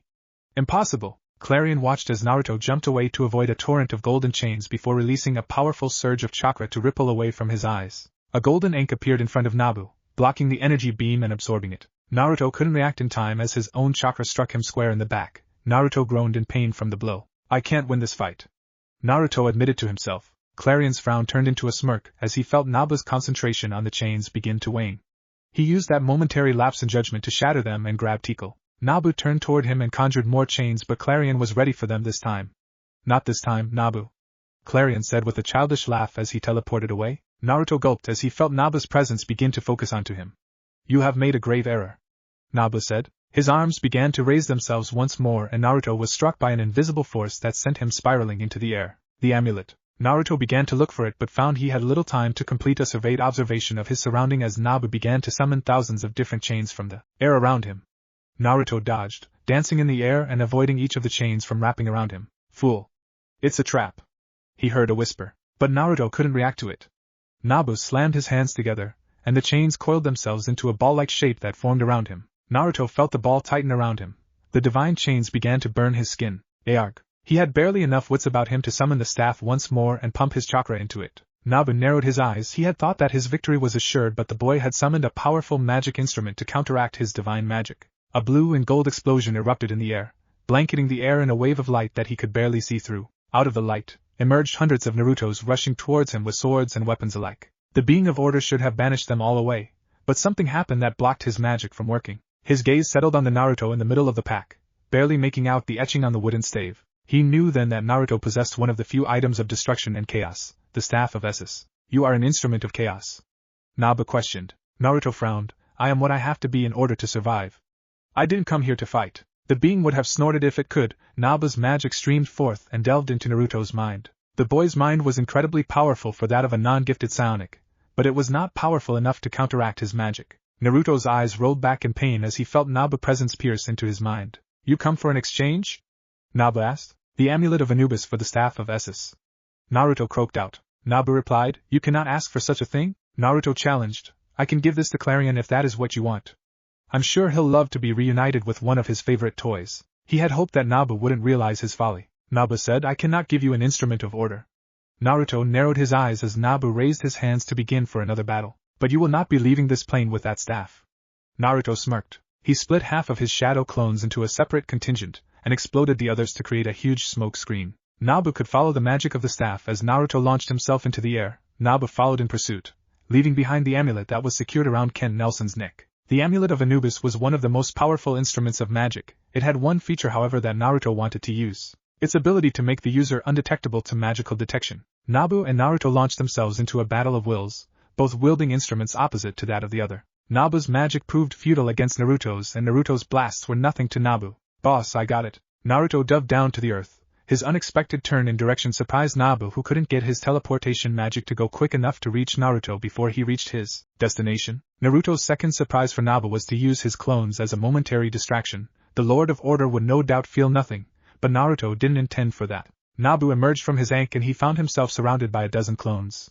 He found Naruto grasping the amulet of Anubis from Ken's prone body. The Lord of Order wasn't prepared for Naruto to throw the staff towards him. Naruto shouted, and Uzumaki always keeps his promise. With that, as Nabu conjured forth his chains once more, Naruto gripped the amulet, and whispered a name that was far too familiar: Amanare. The starry blue interior of the amulet glowed a powerful gold. Nabu tried to break through, but like his own magic, Anubis's charm was that of a much higher calling. Naruto's body was wrapped in a golden hue, and then he exploded into a million flutters of light. Gone. Nabu couldn't even track him. It didn't make sense. The boy knew far too much about the inner working of order and chaos. How did he even know about this tower or where to find it? He would have to ponder on such matters. But first, he had a fake magician to rout, and some children to save. Diana had spent days at Themyscira. When she arrived, she had found a grand council had been put in place and Artemis kneeling in front of her mother. "I beg your forgiveness, my queen."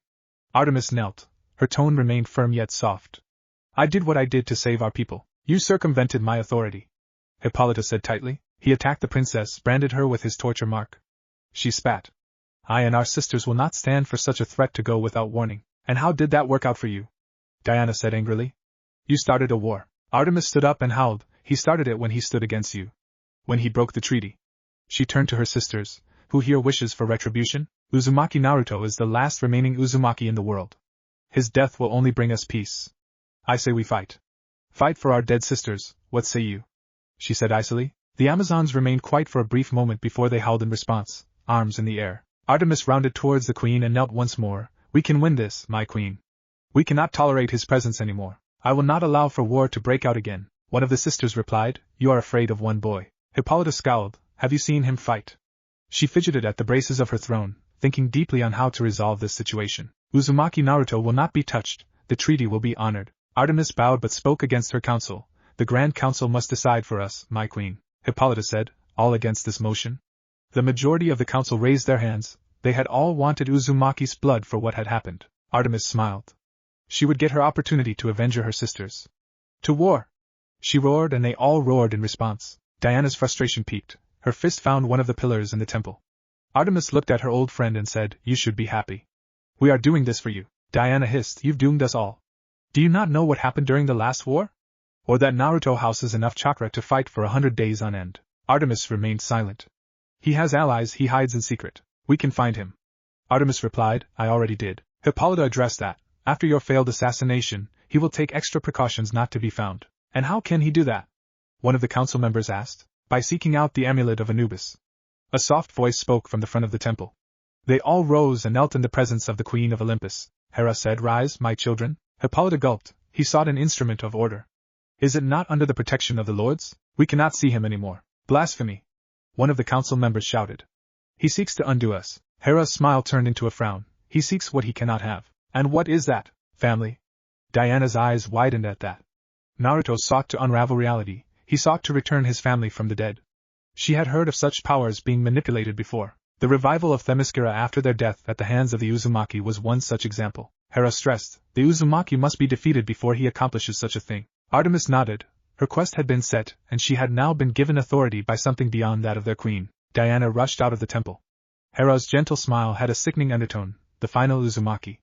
His death would give her great joy. She had sought after him, following every trail that Batman had given to her, but to no avail. No one could find him. Zatara's magic couldn't trace his location, and Adam had detection no significant permeation of chakra. It seemed all lost. All except one. Batman had detected something in Japan. So here she stood in front of a monastery deep within the forested area around Kyoto. She searched the abandoned building and found nothing once more. "I've heard you were looking for me." What If Wonder Woman Betrays Naruto Young Justice? And thanks for watching my video till the end. If you enjoy this content, then do consider subscribing to my channel, and leave a like if you guys need the next part. Comment down, and thanks for watching the video, and see you guys in the next video.